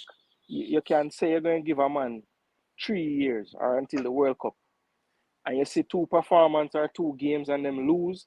Even if the man tell you that he's just looking at players and it's just a thing, an exercise thing, them no business. The next game him lose, him out. Many people are saying if we lose to Mexico, him job on the line. Yeah, but that was different. Like, that was not for the reasons. We got a caller. So we're gonna take the caller. After this is the last call because we're pretty much wanting to shut down the show. Good afternoon, Mr. Caller. How are you doing? Our caller, I should say. Good afternoon. How are you doing? Good afternoon, JD. Appel for the man. Oh, Pelpa. All right, I'm gonna make sure to save the number. Sorry, bossy. How are you doing? Cool, man. Yeah, man. Remember that thing about with the predictions and everything. JD, if you notice the demeanor with the A squad and the coach, like a draw and to go down 1-0 fighting and something like that just, in my opinion, just by looking on the outside, that not good enough for the coach, brother. That's not good enough for the coach. Like, yeah, no, but you have a demeanor like that not good enough for him to go there and play good and lose 1-0. Like we need a result. And no, man. But me never say if them go. Me say if them man, me does I tell the people man, say. That's my opinion. But me I try to tell the people say even me if them me say it for 1-2 weeks now. Me say if them go there and lose, me nah no problem. Me nah go fight them. If me see improvements, me just want to see improvements because me know say I know over one game. But continue feature per point. Because yeah, but it don't come like you have play under one of them big coaches in a world football. Like the play good and lose and draw 1-1 or 0 fighting and like no, we need to go there for a result to win to qualify for the semi-final and only that is good enough. You understand? Like if we go there and want to get the result, like it's gonna be repercussions. Like that are the atmosphere when we see the man kind of have on the team. Okay, I think that is additional. That is unnecessary pressure still, but I understand what you're saying. But I would not put so much pressure to say that we not see nothing from the team as yet. We not see nothing from the team as yet. Me say them a go to Mexico, they beat up Mexico, and if we don't get the win, he might put no. I think the coach would put too much pressure on himself. You go there with a plan, and if it turn out your fight as hard, and if you get the result at the end of the day. But if you don't get it, you don't kill yourself. You just move on and build yourself off that. All right. The reason why I am after that assumption is that you notice when say in the post-match interview after Trinidad, just to see the players them and whatever the case can be, and they are not comfortable on the ball, and them you understand them don't know to get out of the first press, and you understand. But with the 8 squad coming in, like you have to expect that they're gonna manage the ball better, and they're gonna do this better, and they're gonna do that better, and if JD, before the man even announced the 23-man squad, he was saying these things. Yeah, but I know what you're saying. But these are the local players, and he mentioned him not going to work so much with them again. You understand me? I say so. The man I say with Pelpa, we're trying to say to Pelpa, I know on corner shop team we are playing.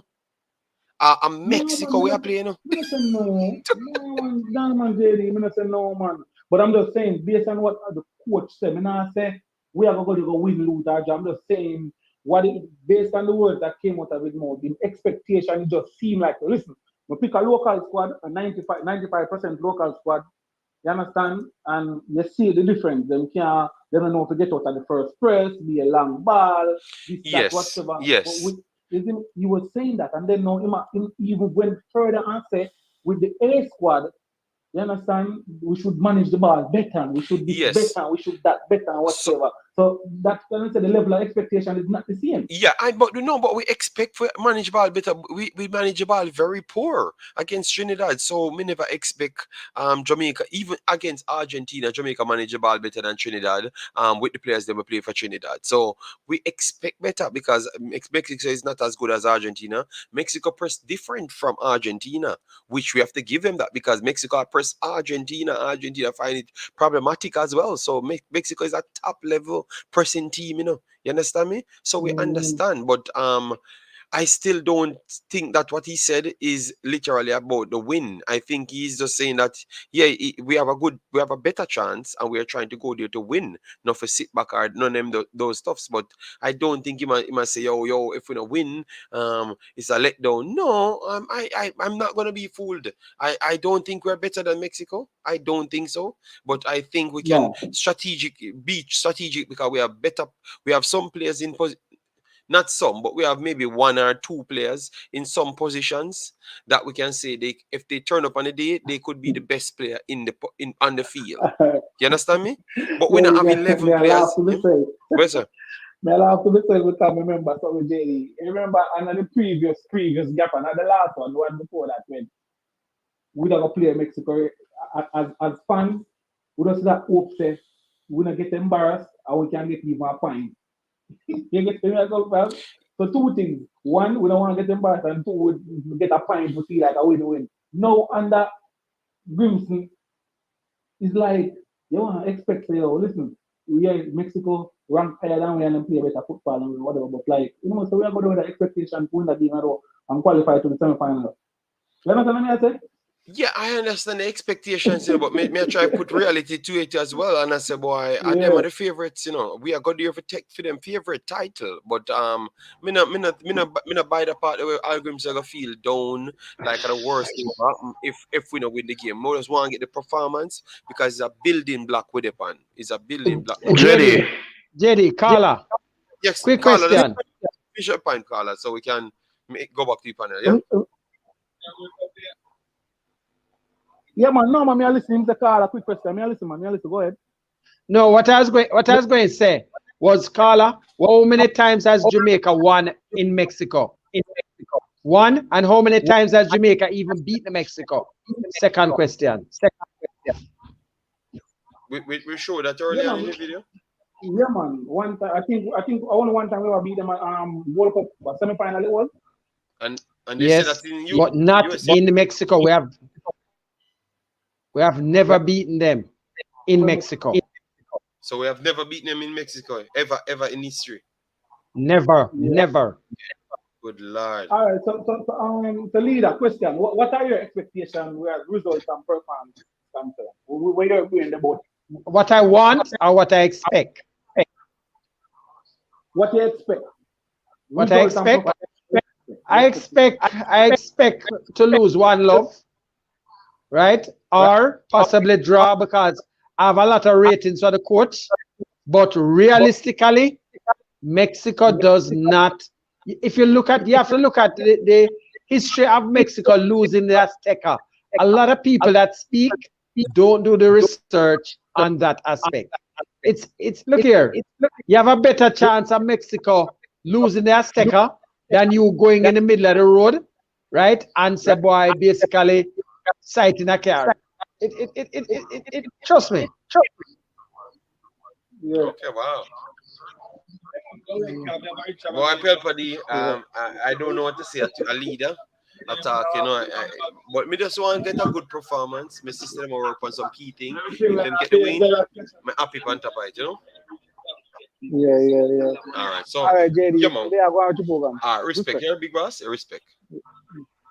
JD. Yeah, man. We're just take off the man. We're gonna finish up the show next 10 minutes and we're done. Yeah. So JD, in respect of what the caller just posited, this coach so far has achieved what he has set out to achieve. Mm-hmm.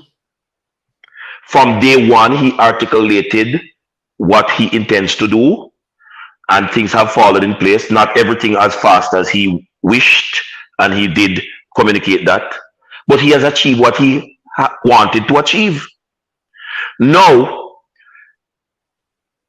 if you notice, I took issue with the team when it was first sent out.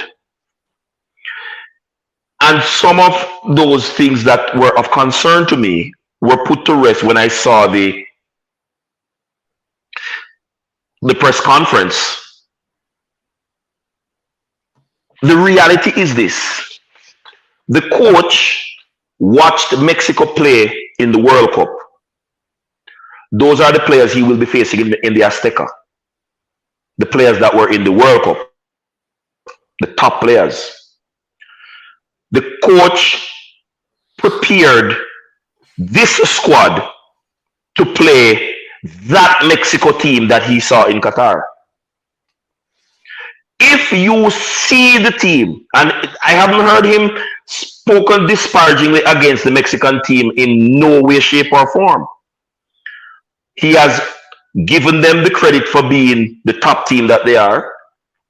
But the coach also knows what he saw, and is banking on his ability to communicate strategy to the players that he has selected. Now, he did not say these are the best possible players, but these are the players that are available now for this match. And if having these players, the coach who have achieved everything that he has set out to achieve thus far, is optimistic, even if it's a 20% possibility that we beat Mexico in the Azteca, this is to his credit. He is trusting his charges and articulating that we need to trust him and the process. So I don't think he's going to be heartbroken if we lose to Mexico. He will have to go re-strategize because he's going to face them again in the World Cup. I believe once the players learn what he's communicating to them, go to Mexico and pull off what he shared with them, the coach will be satisfied, more consider it a win.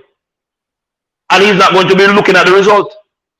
And I think I agree with you there. I think he will still come out and say to the public, because I saw that he's a professional. But yes, in his heart, he would love a win, But if the win don't come, he's not going to be so dissatisfied with the youths.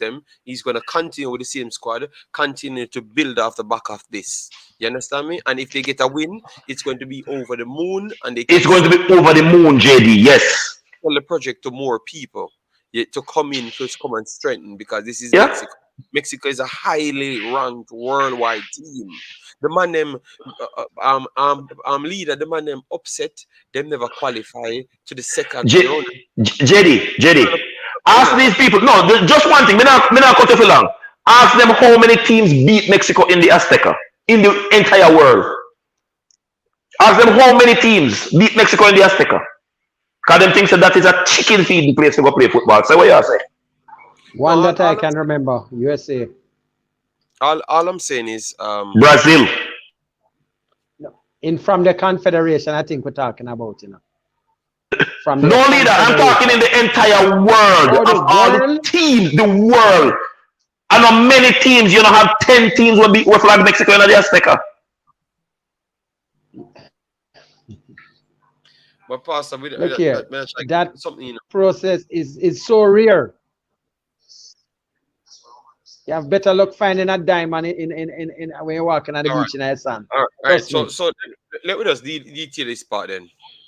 All I was saying is, remember, you have two sides to this. So I'm just trying to let the fans in, because remember, from the other day, I am the one on a campaign for the coach, because I realized that he made some strong man decision and Jamaica on the brink to try destroy the man. You understand me? So I've always made my statement like this to say that I want Jamaica to go out there and win more than anything else. But we have to be realistic that you will have a possible chance that we don't win it. But the problem is, if we do set some standards, we should not, like, if we play better, have them on the back foot, and we can even draw the game, we should not be undermanned. But we need to realize, we need to check up things and face the fact that Jamaica is actually improving, and Mexico is a world power, and they are in our region. So our expectations is not to go there to beat them. You get me? But also, if we get the win, is a plus. But if we get a good performance, still come here and be happy that we can detail the performance and see what we can actually go out and do. It's not supporting losing, but I'm just saying, if that happen, that we still work with it. But if we get a win, we should be over the moon. What I'm going to say now, there is no way we come out there with even a draw, leader. You don't think, Dr. Gigi, you're the only one, Dr. Gigi. We know your intention, and just true because you don't get one person in the team, you don't like the coach anymore. You understand me? And majority of you where I say them something because you don't get one person at the team, all of a sudden, like one person that do nothing on the field. Nobody make me get this as well, because one the boss never get nowhere. Who is that one person? You don't know we're talking about. Master God, we are 12 years old. Yes. Seriously, because I can't be one like a schoolboy that I expect to really go in there and make a difference. They could never be serious. Those people that know nothing about football. You see TVJ News, you see radio, you see Flow News, you see Sports Max, you see everywhere. Adapt them at those, so they will put pressure upon the man for no reason. I mean, I really like it. JD, the man has something, give the man time. When stop let me say something for those people that don't remember 1994, right? Not even 1994. I think it was about 1993 or 92. Jamaica lost a game to Cayman, and we went to our lowest ever, right? So, and let me tell you, after that, Captain Burrell went and brought in Simoes. The first thing Simoes did, him look at all the local players who him had, and then him pick him squad.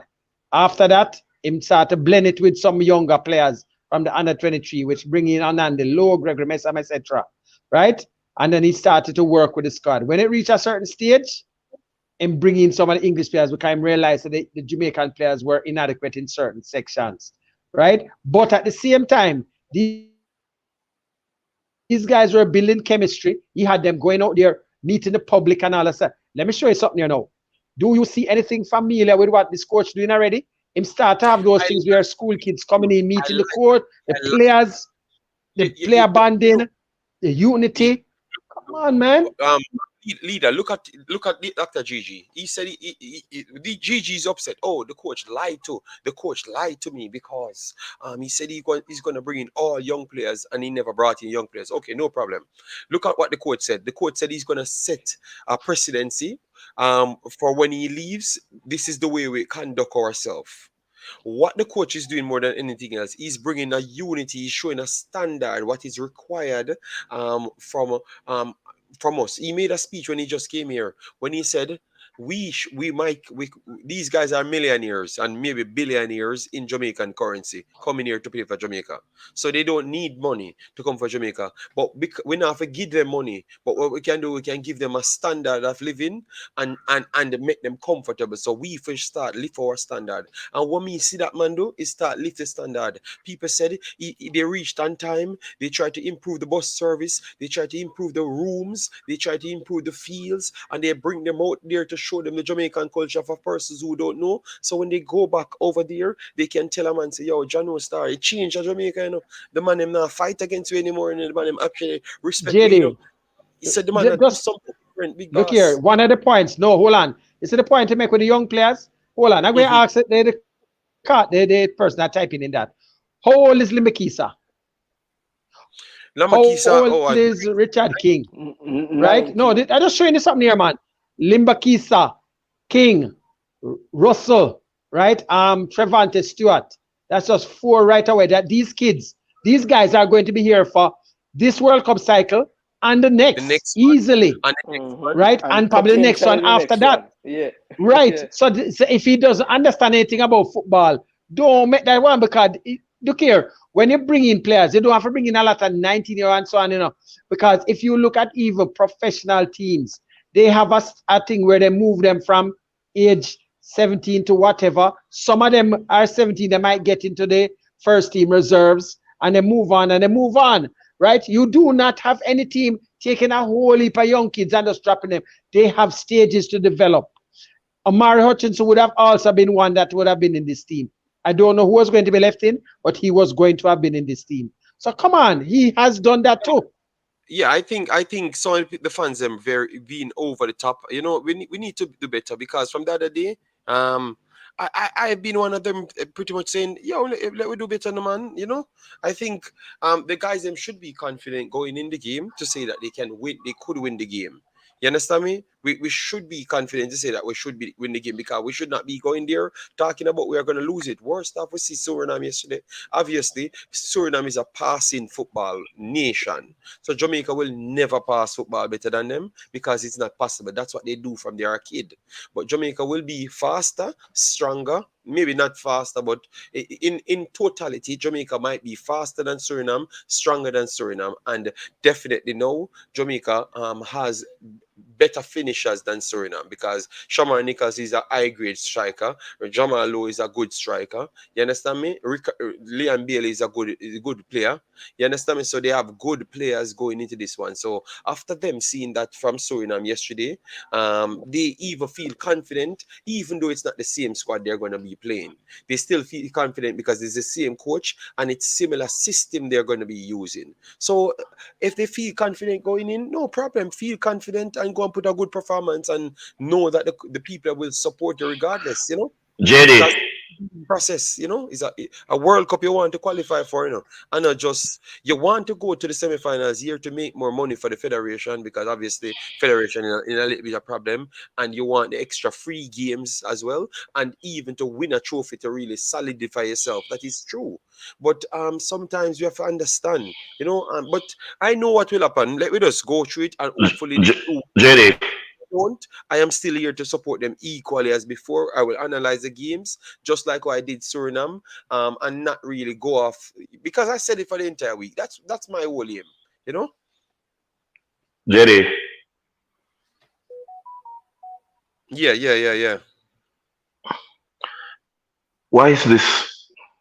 Dr. GG. Pastor, we're hearing you now. Go ahead. Yeah, Pastor, okay. Yeah, I don't know what happened. I don't know what happened to the camera a while ago. But let me just speak in the meantime. JD, you see these people who everything they text in, everything they do is against the coach.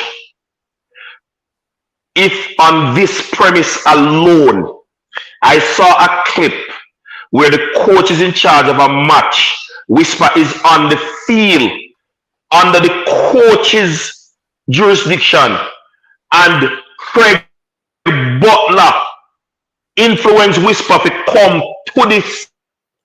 No, Lord. Pastor, me never want to give that no ear time, you know.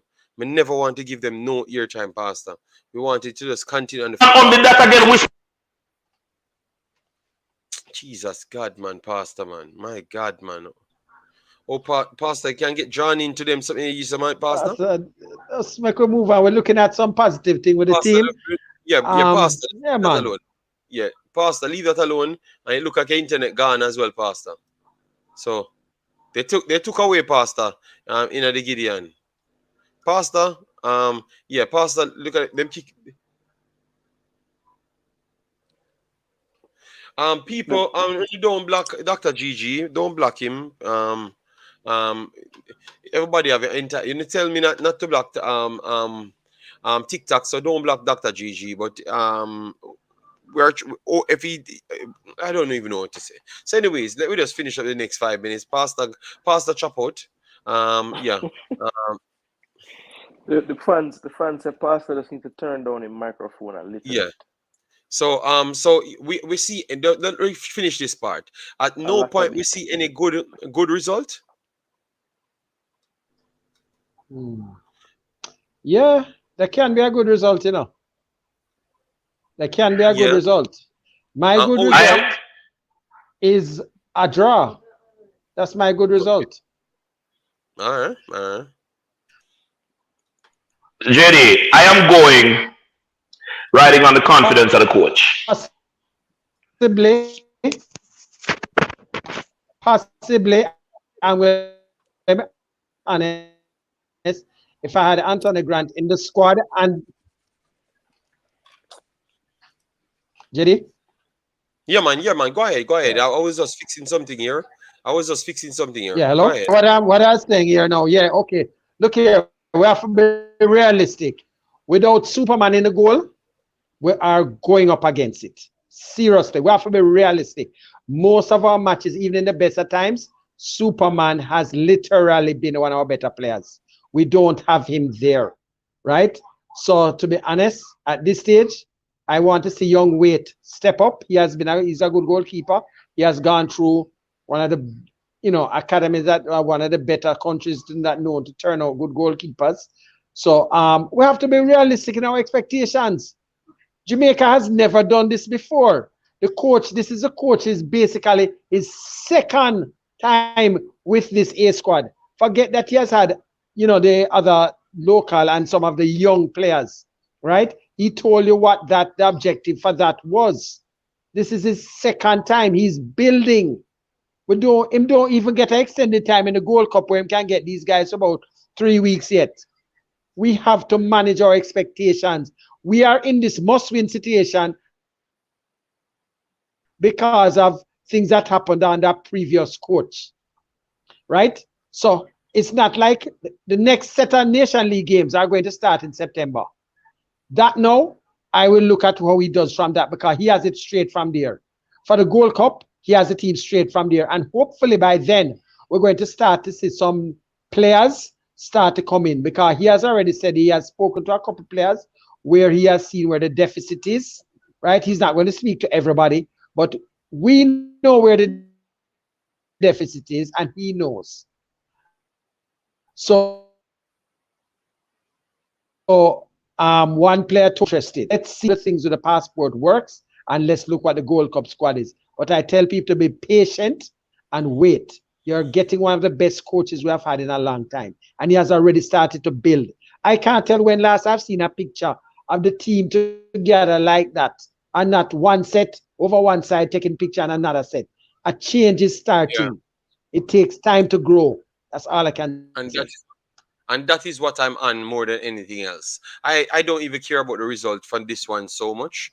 I just like what I saw going on because I know these are the things that takes people, places, unity, standards, and I'm seeing the standards. So I will just look and learn from what took place in the game itself. So it's much more of a looking session for me. I'm just looking and learning. All right. So guys, I don't know if Jason have something to add or Pastor have something to add. Yeah, but I want just right here. So make Jason and Pastor go ahead. Yeah, real quick, just to shut it off. I just want to touch on this unity point because one of the things that I've heard said about recent Jamaican squads is perhaps the lack of unity in the team shows on the field in lack of effort. So I am hoping that this unified feeling, this unity, this going and seeing sites in Jamaica, bringing the players together, one Jamaica, as we like to say, that will translate onto the field in maybe winning more of those 50-50 balls in midfield, winning more of those second balls, because a lot of times in a game where you know you're the underdog, those are the parts of the game that you have to win. And a lot of times a team, when they're more unified, they will win that second ball more often than not. So hopefully the coach is playing those things the right way, as you say, and it can translate onto the pitch in just a more organized and unified effort all around. All right. So Pastor, finish up, Pastor. 2 minutes. Yeah. The ethos of the coach, since he has been here, is that I want to see how they fit into the system, how they operate within the team. These players have been brought together. He's literally making it the Hallgrimsson team. And that, if we're going to do well in Mexico, JD, more than anything else we need is that we need a team.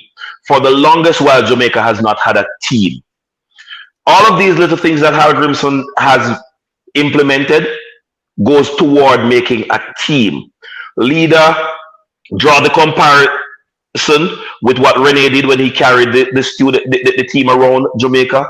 This is what you have seen Hallgrimsson starting to do, where he's blending the players with the country. So again, the country will have a team that it supports.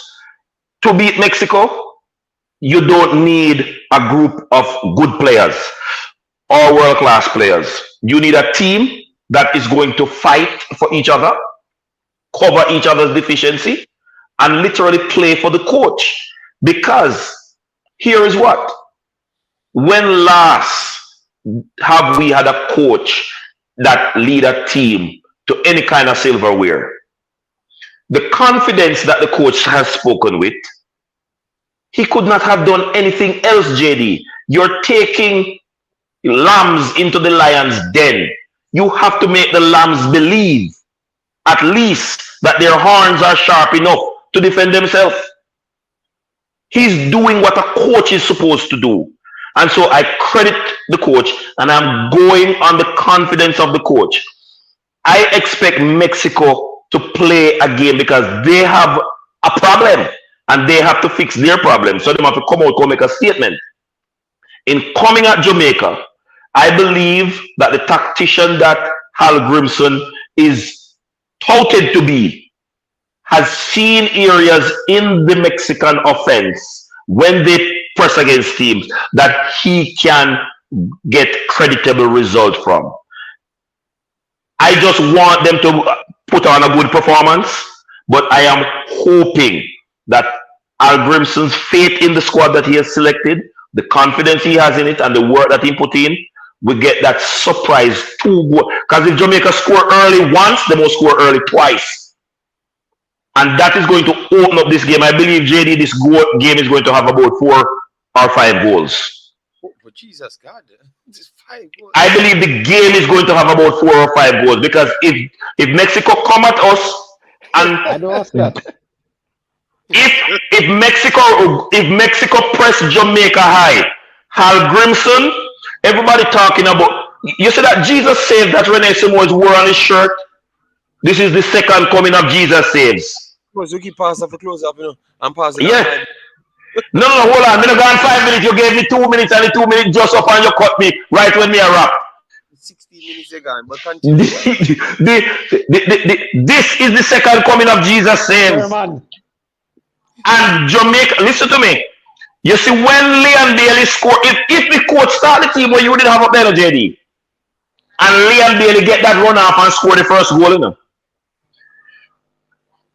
don't think that Mexico is not going to try to answer. And when you take DJ off the bench because man I go get winded in the Azteca, DJ come on, go score. This game 3-2, Jamaica win. The world is at the feet of the man Hallgrimsson, the dentist. Pastor. Oh, Pastor, I'm going to have to come to your church, man. Oh, my God. We need it to be. That's one of the things that we're missing in the Reggae Boyz too. No more Al Miller. We need him, man, Pastor.